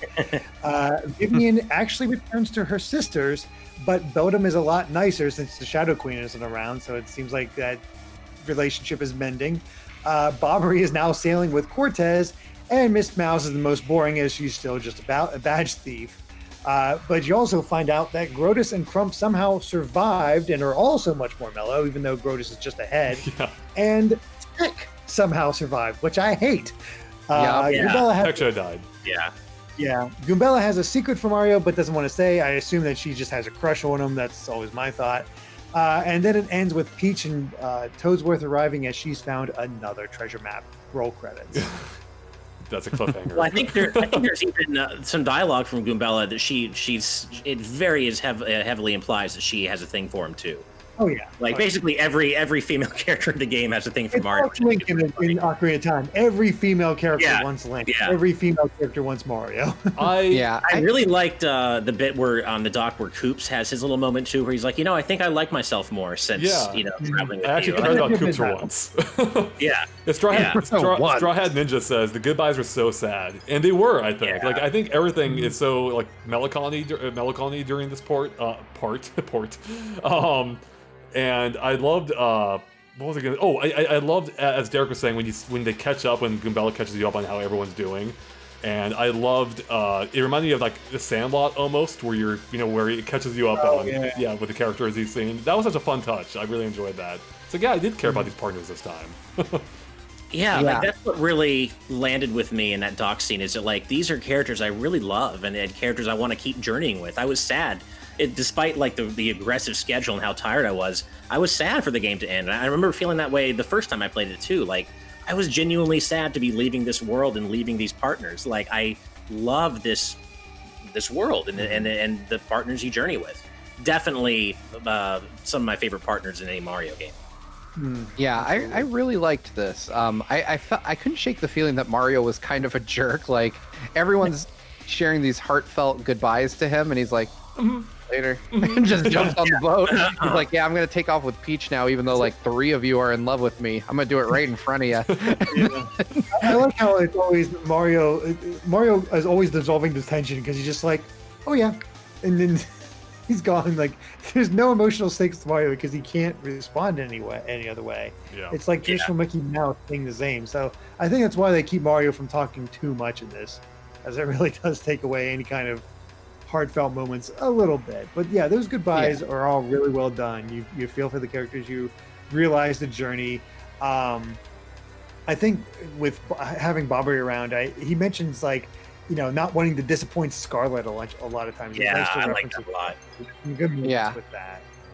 I think he even says like Oh, go ahead.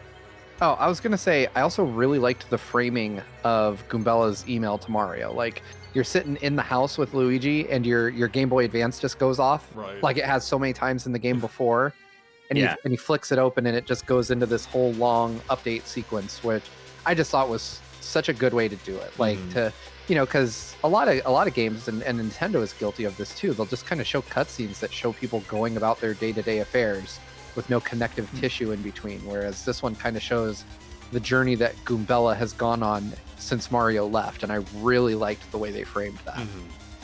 Yeah, and I love how like it all ends with Goombella too. Obviously, I'm a Goombella fan; she's my favorite character, so I'm going to say that anyway. But I do like that from the very moment you step onto the dock in Rogueport, she's the one you first meet. She's there from the very beginning, and that's how it ends too. It ends with Goombella telling you how things have worked out, and I just like that. It brings things full circle, having it both open and closed with Goombella specifically. Yeah, it's a good moment and really well done. Again, the only weak moment of it, like I don't even mind that Crump is back. Don't understand them getting mellow, but I mean, I do wish there. Yeah, I guess that's the two things. I wish there were stakes. We lost all stakes. We lost. Grodus wasn't just outright killed. Crump is not floating through space. I feel like that would have been a stronger. I agree with that. Yeah. Should be dead. Grodus, I agree. I actually hated that Grodus was still there. For one, just being ahead is creepy. For two, it removes the impact of taking him out, and now what? Like, what's the purpose of leaving him alive? I don't understand that. And with Tech as well, especially, it's like it's almost like they wanted to go all the way, but they decided not to at the last second. Like maybe actually killing these characters is a little too dark, but that's also what makes this game so unique in the Mario universe, is they actually do appear to kill characters like Tech and Grodus. And yeah, that was the one part of the ending I really did not like. I didn't mind that Crump came back so much. Like, it never really seemed like he died anyway. He was just kind of going off careening through space. So whatever, maybe he landed back, and that's how he got back. I can deal with that. But like Grodus and Tech. Yeah, Crump was always more of a comical adversary too, so I didn't mind that as much. Grodus I just want dead. Screw Grodus. I also like how they kind of just explain the way, like, they've mellowed out. Like, they do say that Goombella made Beldam promise not to mistreat Vivian anymore, so I guess they at least explain that. But stuff, and then the Shadow Queen's gone, so the influence is maybe not there as much for Beldam. Right. So. Actually, P says, I feel like the Tech situation was repeated almost exactly in Rise of Skywalker. I'm trying to understand what the connection there is. Trying to think of, unless you're talking about Palpatine, like, just... Coming back, Coming back, yeah. Even though I guess it was supposed to be some clone or something, I don't know. I do like what Rob Arman X's comment says. I hate when games don't just kill a character. It completely ruins the point of killing them to begin with. And I completely agree with that. Like, it takes away the poignant part of that moment. Like, it's sad when you see Tech die. It's a little weird when you see that he's still kind of clinging to life. And then it's even weirder when they're like, just kidding, he's totally back. Like, how? What happened? Right. So, it's like... I just love... You broke up there. Actually, P clarified that they meant with C-3PO, and that's totally the case with Tech. Oh, that's true. Yeah, exactly. Good I totally forgot about that, so... Yeah, it's just like it has a, the ending doesn't have to be 100% happy. In fact, it's more effective if it isn't. It's still a happy ending, but, it's even better when it's a happy ending that acknowledges and can only exist because of the sacrifices certain characters made. Straw Hat Ninja asks, do you think they didn't kill the characters because it's a Mario game? Yeah, 100%. That's totally right. Absolutely. Yeah. They should. I mean, it happens at the point in the game too. You've already forgotten about Grodus. Why? There's no reason to bring him back. Like, no one wanted it. I don't get it. Yeah, nobody was concerned. Like, oh no, not Grodus. Right. Exactly. Yeah. Exactly. And it just makes what the Shadow Queen does. Like, when she, that was a shocking moment to me when she nuked him on the spot. I was like, he had it coming because he was really trying to order her around, but she didn't. She didn't even say anything. She's like, no, I'm nuking you. You're gone. Pretty shocking to Grodus, too. That was a lightning bolt. Well played. So... Oh, go ahead. Yep. I was just going to wrap it up and say that's pretty much the ending. We roll credits, and There's a little bit of post game in there, and the only thing I did in post game. Actually, hold on, real quick. Actually, I just want to touch on the credit sequence, but I also really like the credits too. One of the things is that's been part of the Mario RPG series, at least for the first two up to this point, was that there was always a parade at the end, and they handled it a little bit differently this time, where it's still a parade, but it's not one within the universe. It's more a parade of the characters, and I enjoyed that too, like seeing all the characters you'd seen in silhouette form circling around, and I like revisiting the locations and how it ends on Rogueport as a time of day like shifts between a few different kinds. And I like the music too. It's a really fun way of wrapping it up, I think. It's a nice sequence. Yeah. There was one other element of the ending, one line in the ending I didn't like, and that's when Mario and Peach are sailing back to the Mushroom Kingdom and they have their scene on the deck of the boat. I really didn't like it when Peach was like, maybe Toadworth is right and I should start acting more like a proper princess. And Mario's like, yeah, I agree. And I'm like, that undercuts everything that she did in this game, because she was, her own person. She had, she affected her own change. She wasn't just a damsel. She acted of her own accord, and that just seems like it undermined all that. That said, it didn't stick, because she didn't stick there at the end with the other map. Which I do like that. No, go ahead, Ash. I do like that. At the end of the day, it didn't stick, and Peach is still same old Peach. She is so presumptuous. She just shows up. Hey, Mario, Luigi, here's a map. You're going on this treasure hunt. Let's go. She doesn't even ask. No. So this is how they introduce the post game, which I think you were getting into, Derek, right? Yeah. So after the credits, you save your game and you load it back up, and Mario arrives back in Rogueport. Goombella's waiting. It says everybody's there. We can go wherever you want. And post game really doesn't amount to much. It's basically a chance to do the stuff you didn't do in the main game before the final boss. It's just a chance to really catch up on everything. The only thing I ended up doing was going to the store and buying Super Luigi 5, because I wanted to know. I couldn't remember for the life of me why wasn't Luigi happy. Why didn't he tell us that stuff? And if you read the book, you find out that the Chestnut King was actually Eclair's true love, made monstrous by Crepe, who was the prime minister or something that was helping out Eclair. And Crepe reveals himself and has this big fight that Luigi's in massive amount of trouble with. But all of a sudden, Eclair's piece of the Marvelous Compass activates, and it gives Luigi future sight, allowing him to predict all the moves and whack Crepe with his hammer, winning the day. And it says that he wishes that he could have kept his future sight to see who actually was with Eclair on her wedding day. But instead, he went home and had a light lunch because he lost it. So, Luigi missed out on a girl. Yeah, it's actually a really cool ending, though. I like that he actually gets future sight, and that it's a little sad. It's a bit of a sad, melancholy ending to Luigi's story, even though it's played for laughs. I actually think it lands really nicely. Well, I have there might be a better ending here for Luigi if you check in with the little Toad in Petalburg, because he says now that he's now played the new Paper Mario game. He's beaten Thousand Year Door, remember? He's been playing the new one, and he says, don't miss it if you're a Luigi fan.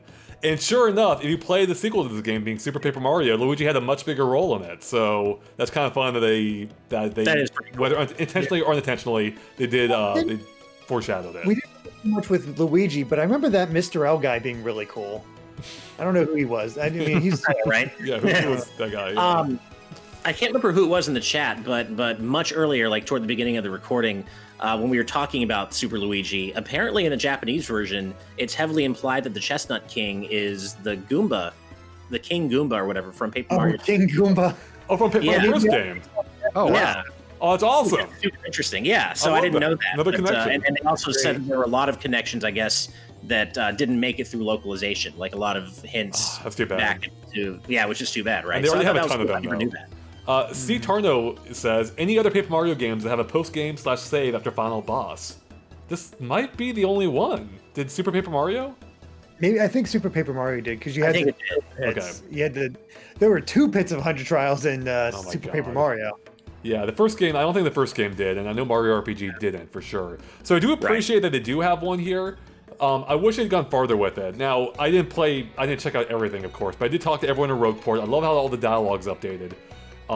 But nothing else changes. In a few ways. I went elsewhere in the world, almost no one else had updated dialogue. And even within Rogueport, if you don't talk to people, you wouldn't notice any difference at all. Including the fact that that Toadsworth is here too for some reason.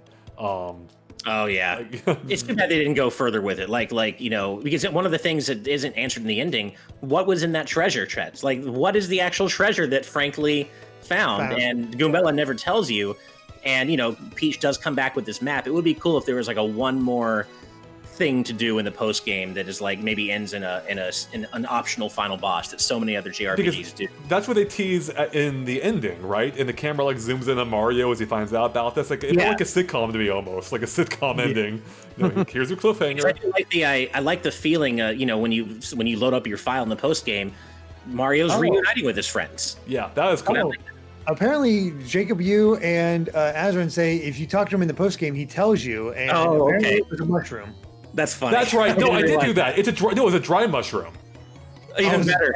Yeah, and he makes a big deal about this because this confirms that 1,000 years ago, people ate mushrooms. That's funny.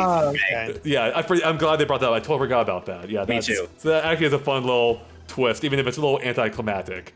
But yeah, I love that it is a post game. I wish I'd gone forward with it though. But as part of it though, you do find out that the Toads that I think it was Ash was touching on earlier with the dysfunctional, the whole dysfunctional family, including like the gambling addicted mom, how they've all come to terms with it. Like they've all like improved as people. They're a happy family again. Even though again you can still find the mom at the casino. So again, I wish it got a little bit farther. Like have them be at the house or something, right? Like update some of the locations, make it so like Rogueport is a little bit cleaned up now or something, Right. Yeah, no, it's too bad they didn't go all the way with it, but it is. I like the idea that he's actually sailing back to Rogueport and they get to go on more adventures together. I just wish there wasn't. There are 3 more troubles that I want to go and talk to everybody and see what they have to say. Yeah. And I also just want to check out what the troubles are and see if they're interesting at all. But yeah, I wish there was like a one more thing to do, even though the game already has so much content. Yeah, it does. Yeah. I mean, if you wanted to, you could go back to the Glitz Pit and get the number 1 rank. You don't get anything for it. Yeah, that's true. I could do that. I think I'm good on that though.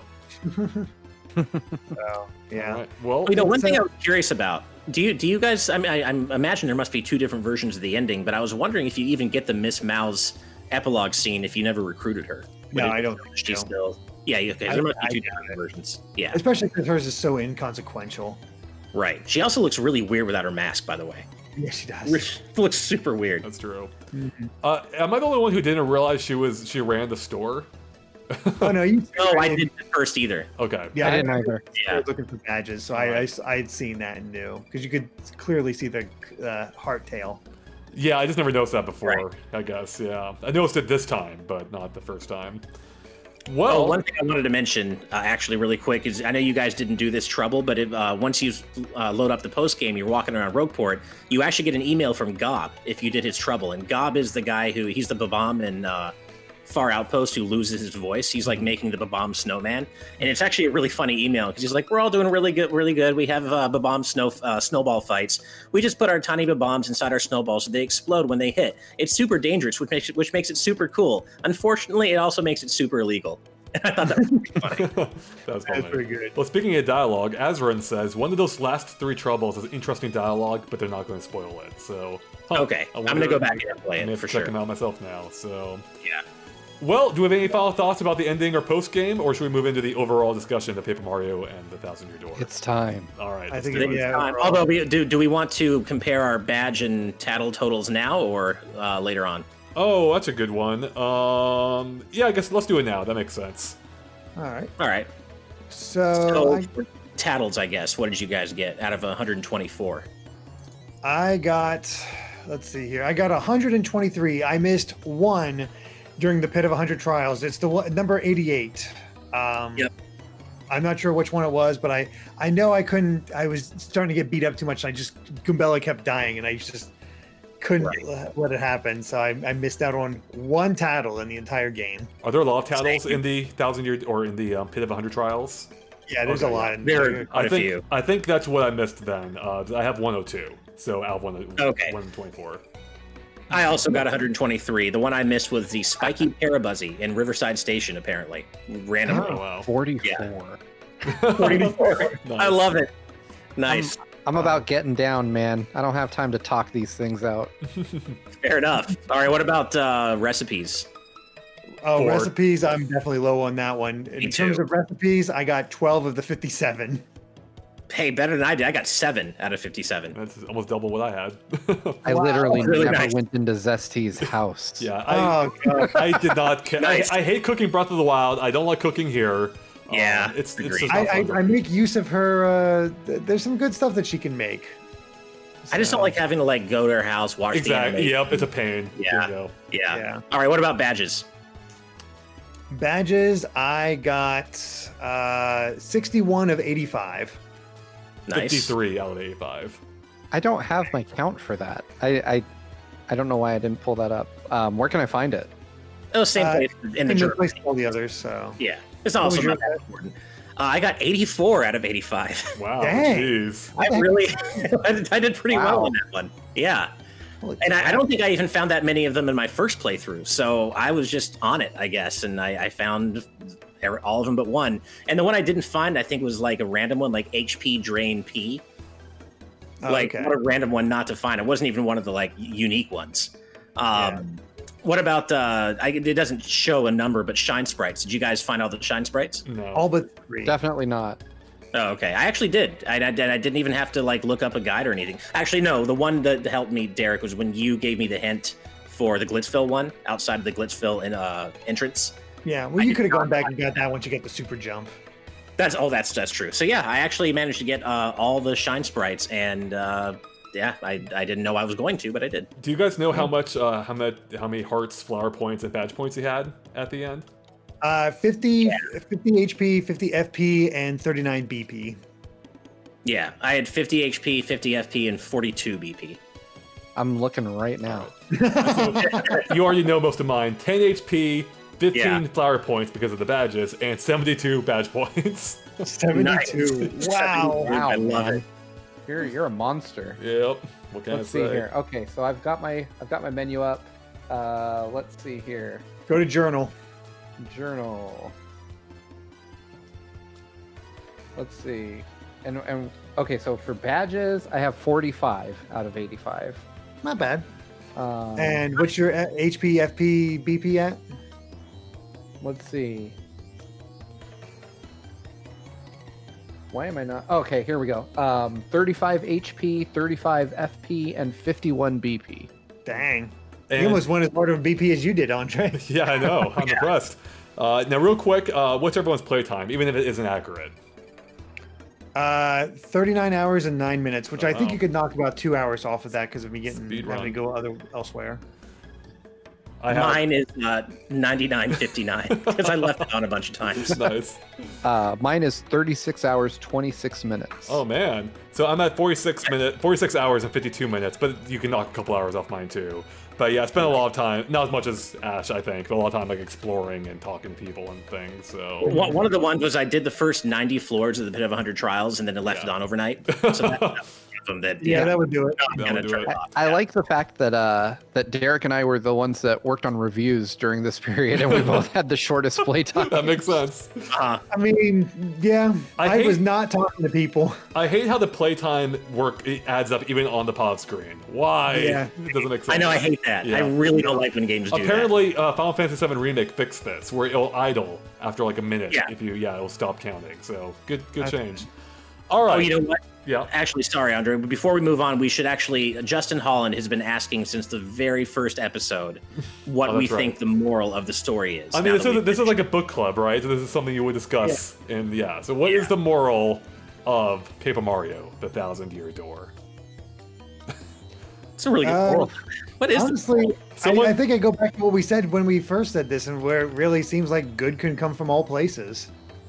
I think that's one of the, Yeah, because even Peach says Rogueport, maybe I don't have the best memories of it because I was kidnapped, but it really is full of people who love life, right? And so, good can come from something that seems bad or needy. Really live life to the fullest. I think the moral is don't open strange boxes given to you by random people. Right. Yeah. I think probably, I guess you could also, I guess it's a bit generic, but there is kind of that whole through line of no person's an island, nobody gets through life alone, you got to lean on your friends. We're all in this together, and that definitely comes through in the final battle. And the fact that Mario needs all of his partners to save the day. Yeah, it kind of shows like having a strong support system is important. If you ever find yourself facing a demon, you can rely on your friends to help you out. Exactly. Yeah, I don't know that I could think of something that hasn't been covered by you guys already. Like, I feel like, I'll be honest, I don't think there's a moral to this game story. I think it's just a fun time. I think it's not, there's not a lot of hidden depth. No, I mean, there isn't, but you can still read into it, right? Like, you can. I'm saying I don't think that I don't think the writers like wrote it with the intention of giving a moral to the player. Like, I don't think that there was some underlying value we were supposed to take from this. But if you choose to, I think you can find a story about the value of friendship in here, which is common, like Ash said, in a lot of JRPGs and Japanese media in general. Like, you watch a lot of shonen anime and you'll see very similar themes of like how friendship can overcome stuff.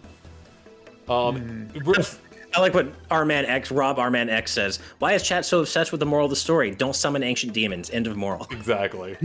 Right. Speaking of demons, actually, Steve Allen here says, but the chess demons give you really useful paper curses. And yeah, are the chess demons like related to the queen?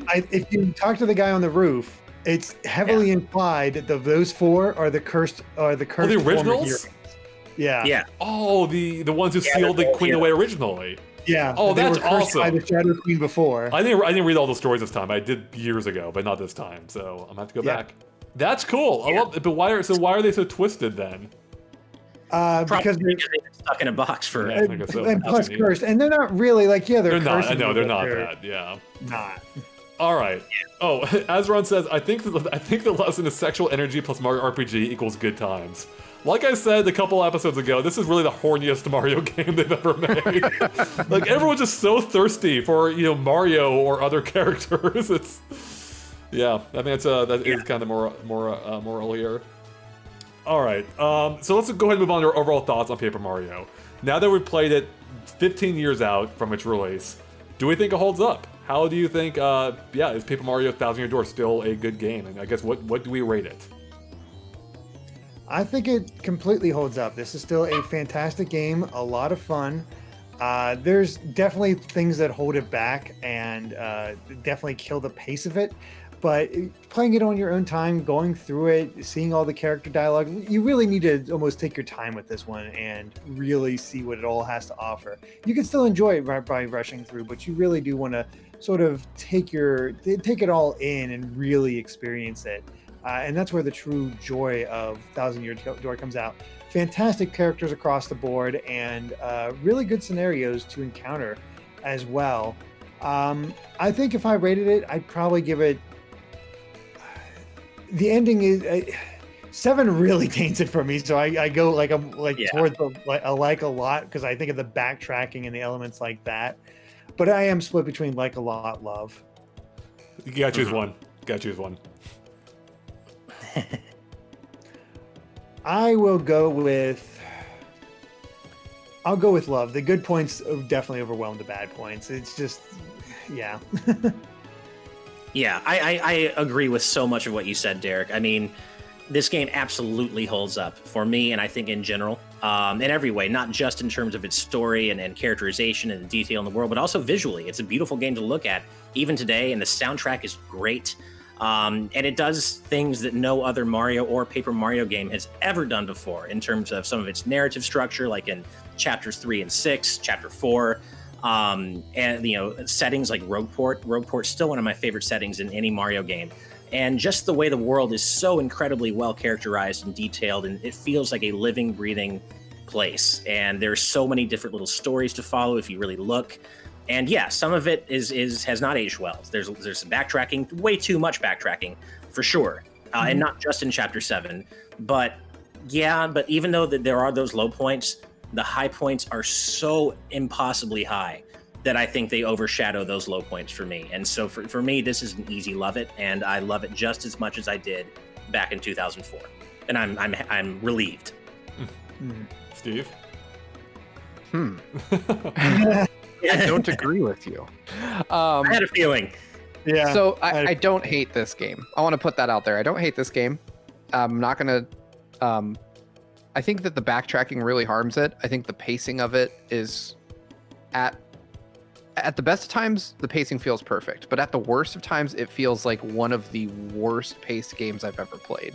Like, it's just rough. Like, Chapter 7 really just sticks your nose in it. Like, and Chapter 3 was another moment where if I were not playing this game for Game Club, I might have just put it down and walked away and never played it again. There's definitely a couple moments in this game where I say, you know what, if I wasn't playing this for work, I'd probably stop. And that instantly drops it from a love for me. I can't love a game where I think if I weren't doing this, for a purpose, I would quit. But that being said, there are things that Thousand Year Door does better than any Mario game I can think of. Like Ash and Derek both touched on, the characterization in this game is out of this world good. Like every single character, save for Koops, because he sucks. We haven't mentioned it in this episode, but Koops is still terrible. Every character, with the exception of Koops, is really great. Like I cared about them genuinely. Even the ones that I didn't like using, like Flurry and Miss Mouse, I still liked the character, even if they weren't like one of my go-tos in combat. The combat system is great. I absolutely love it. I haven't played the other Paper Mario games at any length. Like I've played like a few minutes of Sticker Star. I haven't ever touched Color Splash, and I haven't played 64. But this one definitely gives you incentive for fighting. Like there's a clear incentive. It helps you grow. The badge system I thought was excellent. Yeah. Like I really enjoyed, as is evident by the fact that I put in a lot into badge points. It's so fun. Yeah, I love the added layer of character customization that you get from that.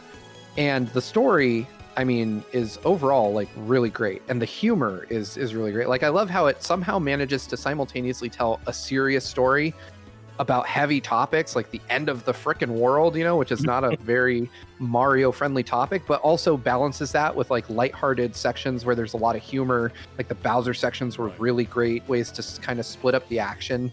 And I thought early on that the formula of like a Mario chapter followed by an intermission with Peach and Bowser would start to feel mechanical and forced. It never got there for me. So I would give this a lot. I think that there's just enough to hold it back from a love, but like Derek, it's on the brink for me. It's just that those slow portions push it the opposite direction. I think I agree with Steve's overall assessment, but more mixed with Derek's and Ash's breakdown. But yeah, no, I think the high points of this game are really good, but there are more low points than I remembered, and some of those chapters I really don't ever want to revisit again. So yeah, I love elements of this game, but it would be hard for me to say I loved it overall when there's parts of it that do drag it down. So I would end up liked a lot. But the parts of the game that I do love are absolutely fantastic. And even the parts I don't like clearly had care put into them. It's just that, they can be a little bit tedious. So I think if I were to update this game today, like if they were to do a remaster, a couple things I would want them to do. Hit multiple troubles at once. Yes. Yeah, multiple troubles. I'd want them, I think they could, adding a map, especially for the sewer system, would be big and important. That's part of the backtracking too, is you go through the sewer so many freaking times. And also the ability to skip cutscenes. I don't think you touched on this, Steve, but you lost to the Queen once, right? Or twice? Like 4 times. How many times did it go through that? That cutscene must have been driving you nuts by the end. Oh yeah, so I didn't want to go too far into that because, like I mentioned, I think that's the best cutscene in the whole game. Right. Like the part where the crystal stars go to everyone and they encourage Mario, and it definitely has a profound impact the first time you see it. Right. But then like when you're frustrated and you've been through this like a bunch of times, it's just like, shut up. Like I don't care about your But I didn't want to judge the cutscene itself based on that. Sure. But I do agree. There definitely needs to be a mechanic to skip these things. Like, because if you lose to the final boss, you're in for no joke about like 5 or 6 minutes of cutscene dialogue. Yep. And it is infuriating. I forget where it was for me. Oh, I know where it was, but I said no to the Queen, and I had to rewatch one cutscene myself. where I think the shadow overtakes the world. And so I was just sitting there, like just pressing A while like reading Twitter on my phone or something. And it does take some of the steam out of the, like some of the energy out of the battle when you have to go through this cutscene you've already seen mindlessly. So yeah, something that could be improved, I think, in a remake. Any other features? Straw Hat Ninja brought up what I was going to say too, which is this is something that a lot of RPGs, that was a crime a lot of JRPGs committed back then in this generation, was you couldn't skip cutscenes. Right. I think a few let you, but in general, like Xenogears comes to mind. Of course, that was prior to this generation, but like that was a hard game, and there was a couple of particular boss fights where if you lost, the cutscenes before it would be like 15 minutes or something, or 10 minutes. It was just awful. So yeah, that is definitely a pit that this game falls into as well. I will say, to the game's credit though, despite some of my issues with it, I think it actually holds up remarkably well overall. Even in terms of interface, like with just how snappy everything is, the dialogue I mentioned in the last episode, and how you can even retreat and read previous lines if you want. And the interface, the like equipping things, or how easy it is to find badges, whether ones you've equipped or haven't, and how you can even sort them by various category types or badge points or alphabetically. The interface overall is great. It's only like a few small issues that they could improve, but overall, I think the game feels remarkably modern, including the dialogue, of course, as we mentioned earlier. The dialogue's great and still, by and large, holds up. Almost to a degree that I'd be surprised to see Nintendo say some of the things that they said in this game these days. Right. It also actually made smart use of the GameCube's oft underutilized D-pad, where you get quick part switch, quick badge switch. I think that was huge because for all the times you have to switch partners in this game, it would have sucked if you had to pause every time, go over to, and I actually did that for the first maybe 2 chapters, chapter and a half, because I forgot about the quick switch. So I actually had in one of my early notes, why isn't there a quick partner switch button? But of course there is. So they actually made smart use of the D-pad as well. Actually, that would be cool. They could actually improve that even further in a remake. Sure. Just give us, just let you press left or right instantly and switch characters without going to a menu first. Yeah. Oh yeah. And also, and I've mentioned this. Oh, go ahead, Steve. I was going to say, I think that's, at least in this case, partially technological, because I did notice a few times where I would switch my partner and I'd hear the disc spin up to load the character. I noticed that too. You can actually see like some like a hiccup in the visual sometimes when it's accessing data. You can. As I've said, I agree with many of what you guys have said in terms of improvements they could make if they ever re-release the game. For me, the big one still, and I've mentioned this before, is quick travel. I don't care if I have to pay for it. I don't care if it's a badge. But just let me warp to landmarks. Yeah. What was so funny is when I was doing the post game, I wanted to check out a few previous areas to see the dialogue updated. I'm like, I haven't been back to General Whitestown, whatever that's called. So I started heading there. I got maybe 2.5 screens in, and then I see like some of those enemies. I'm like, screw it, I'm out. I don't want to walk through all this crap. So I just went back. You just need to be able to warp to towns, I think. Yeah, exactly. Yeah, I would. Yeah. In the context of this game, I would love it if you unlocked fast travel after getting Flurry, and just have like a combo skill where Mario uses the paper airplane and she blows him to wherever he's going. That's a cool idea. I would love it in the context of this game anyway. Yeah, it's really cool. There's a lot of ways they could do it, and I agree that that's one of this game's biggest shortcomings, because there are so many quests that require you to just go to different places, and the worst part of it is just getting there. Yeah. Mm-hmm. Yeah. But I do think, for me, revisiting it after playing the more recent Paper Marios, like Sticker Star, not that recently, thankfully, and Color Splash, it's interesting going back, because I do see that there is like a level of detail here that, for as much as I really enjoy Color Splash, I felt like it got closer to Thousand Year Door, but there's a level of detail here that we haven't seen in any Mario RPG since, I think.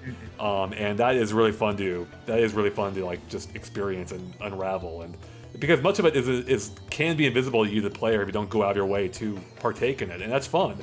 The fact that you can almost have like these side adventures that aren't even essential to the core game. And you kind of touched on this earlier, Ash, how all the background characters in Rogueport have their own little stories go on, and you can follow them along throughout the game. So that's really neat. And this game feels like, despite the more simplistic visuals, which I think really hold up, by the way, although I would love to see them in HD, obviously, this game feels like a AAA game in every other sense of the word. It feels like it has so much effort and attention put into it, and so much love. And that's something that doesn't always come across in a lot of games that may have been actually big budget games. But here it feels like it, and yeah, that's just really cool. And it doesn't like it doesn't feel as though the Paper Mario series was ever that daring or pushed the boundaries ever again like this game did. Mm-hmm. Like Super Paper Mario, I think actually has a pretty good story and it goes places you don't expect, but it doesn't have that same lived-in, super detailed quality that Thousand Year Door does. And then of course we get Sticker Star and Color Splash, and the less said about Sticker Star, the better. Right. But I know I've gotten into some pretty heated discussions on Twitter with fans about Paper Mario. Like, this really gets people going, debating the Paper Mario series. But after having revisited the Thousand Year Door, I absolutely think there's a reason that people, an enduring reason that people look to the Thousand Year Door as the apex of the series. And I still think it is. Like, I still really like Paper Mario 64, don't get me wrong, but I did replay that more recently, like the last 4 years. I had a good time, a really good time, but replaying this is still my favorite Paper Mario game. Definitely. 64 was good, and then I think it's a leaner game, but it's also like the partners aren't as interesting. The story isn't as interesting. It's pretty basic. It just doesn't have as much. Like, this does feel enhanced. Like, there's no personality to the partners whatsoever in 64. It is just they are tools to get you things. Yeah, and the music's better in Thousand Year Door and like Rogueport, and just I just think it's a more interesting, more memorable game in general, in my opinion. And in Thousand Year Door also takes better advantage of the paper aspect. That too. Which is ironic, though. Some people complain about these days with the more recent games leaning into that. To that point, Straw Hat Ninja is asking me, what did I give Color Splash, since they forgot. I give it liked it a lot as well. I have no idea what I rated Thousand Year Door back 15 years ago. It probably would have been loved had I rated it, I was like 18 or whatever I was then. One thing we haven't done real quick is we haven't ranked the chapters now. Now that we finished all 8 chapters, we haven't ranked them, so I've got mine ready to go. I'll go in and read them out. So top one for me, number one, still Chapter 4. Love Twilight Town. I don't think that'll ever be beat. Behind it though, I think I would give it to Chapter 8. Even though it has some parts I really don't like, the everything past the tower or up once you get to the tower, I absolutely love, and it makes up for the poor first showing of it. Then after that is Chapter 3, then 6, 2, 5, 1, and 7. Yeah, I'm similar to that, but once again, Chapter 4 still the best, still love it. Still prefer Chapter 6. I love Excess Express. It has just a good feel to it. Just have a lot of fun. Then Chapter 8, because I think, like I said, this is the best dungeon in the game. A lot of really great boss fights. Just really fun overall. Chapter 5, again, good dungeon, helps it quite a bit. Then 3, 1, 2, screw 7. Yeah. Oh man, let's see. So, okay, 3 is still my favorite. Glitz Pit, love the Glitz Pit, love all the characters in the Glitz Pit, love the mystery. 3 is definitely still my favorite. Then I think, 3, 4, right behind it. 5, and I think this is probably where I would slot in 8. Like, so 3, 4, 5, 8, 6, 1, 7, 2. I have to think about it a little bit, but that's kind of where I'm resting right now, I think. Like, 2 just it's not memorable to me. I don't hate it, but it just didn't really do anything for me. And even though 7 has that awful backtracking, the second half of 7 is so strong, and it has my favorite music track in the game, probably, or one of them, and I just love the feel of that whole X-Naught bass, that really elevates it for me. Yeah, like me in Chapter 8. Yeah, the second half saves the whole thing. Yeah, for me, I would go probably... I'm still sticking with 4 on top. I just think it's hands down the best chapter. 6, then I'd probably throw 8 right there, like my third favorite. Just because, and that is almost solely on the strength of like those final moments, that cutscene. One of my favorite Mario moments of all time now. Yep. Yeah. So 4, 6, 8, 5, 2, 1, 3, and just 7. Like if I could put 7 on a separate list, it would be there. Yeah. Yeah, I mean that's kind of a good point. I think you can break these chapters into 3 categories. The ones I absolutely loved, the ones I was fine with, and the ones I really don't like. So there's 3 different tiers for me. That's probably what partially holds it back for me from my love, as I said earlier. There's just a few chunks of this game that I don't adore. But yeah, the parts that I don't like largely make up, or sorry, the parts I do like really do make up for it, but mostly. So. Well, it's funny. It has. Oh, go ahead, Steve.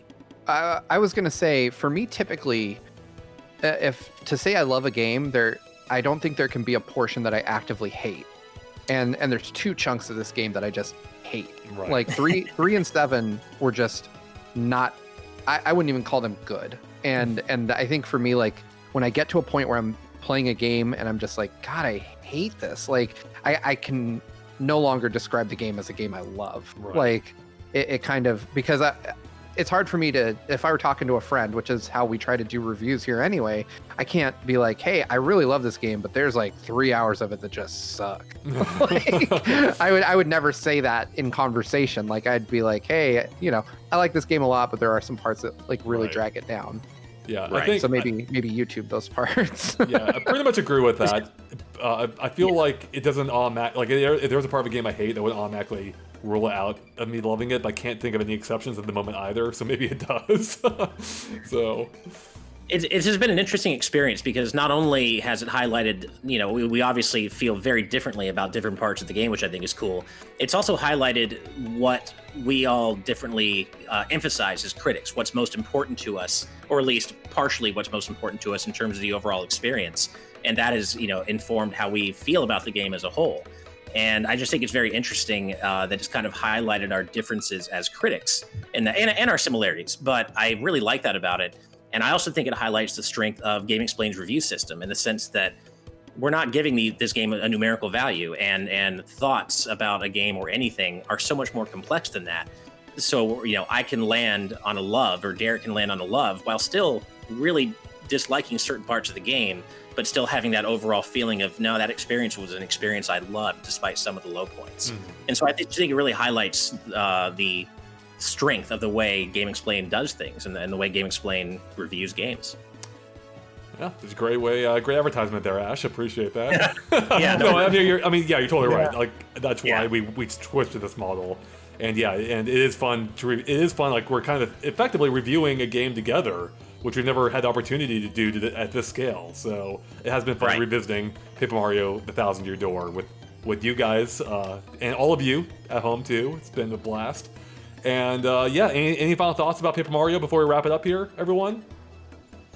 This is just, it was fun to revisit it. I'm really glad I did, and it's gotten me even more fired up for Origami King, I have to say. I'm excited to see where it goes. I'm stoked. Having played it for the first time, I can see what the hype about Thousand Year Door is all about. Like, I can see why people point to this game as like being a great game. I did, I liked it a lot. And I wasn't necessarily like aboard the hype train for Origami King before this because I didn't really have a frame of reference for why I should care about it to begin with. But now it's one of my more anticipated games for this year. Like I can't wait to try it strictly through the lens of whether or not it measures up to this, because I did have an enjoyable overall experience with the game. But I do kind of, from hearing you guys talk about Sticker Star and Color Splash, I do have concerns now. Like I'm thinking, it sounds like there are some things where Nintendo has gotten Paper Mario kind of wrong along the way with these last 2 entries. So I'm hoping that when Origami King does come out, that it is more Thousand Year Door than at least what I've heard of Sticker Star and Color Splash. Like I want there to be a good reason to be playing this game, and I want there to be a story that kind of pushes me forward and makes me want to get through. I'm not expecting it to be perfect. I'm expecting it to have slow spots just like Thousand Year Door, but I'm hoping that the narrative is good enough to keep me interested and make me want to continue through those. It's kind of interesting you mentioned that real quick, just because I think one thing Color Splash probably does do better than Thousand Year Door is just pace. If you ignore the kind of mediocre combat system, that game never slows down. You're always going to like new areas, seeing new things. Yeah. There's almost no backtracking in that game, to my memory.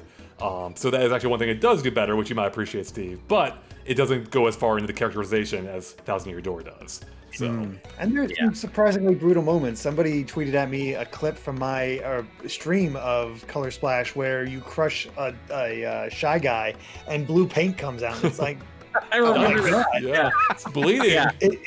It can go places. Color Splash is at least one to take a look at, I think. Yeah, Color Splash isn't afraid to do some things that I thought I wouldn't see in a Mario game. So yeah. The problem for me, and I don't know if this is true of you guys, because I don't think we've ever really talked about this before, at least amongst this group of us, is I have a really extraordinarily hard time justifying like digging out my Wii U and turning it on now. I did up until I think revisiting some GBA games, maybe do it a couple weeks ago. So I've had it hooked up recently. Oh, nice.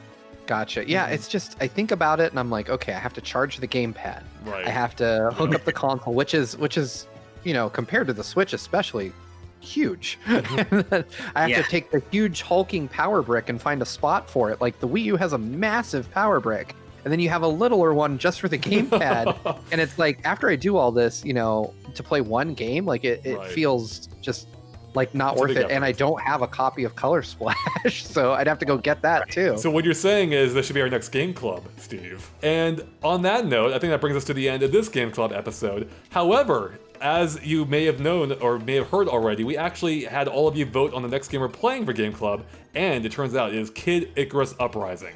So stay tuned for that, as you can watch me wear down my wrists week by week in this. Should be fun.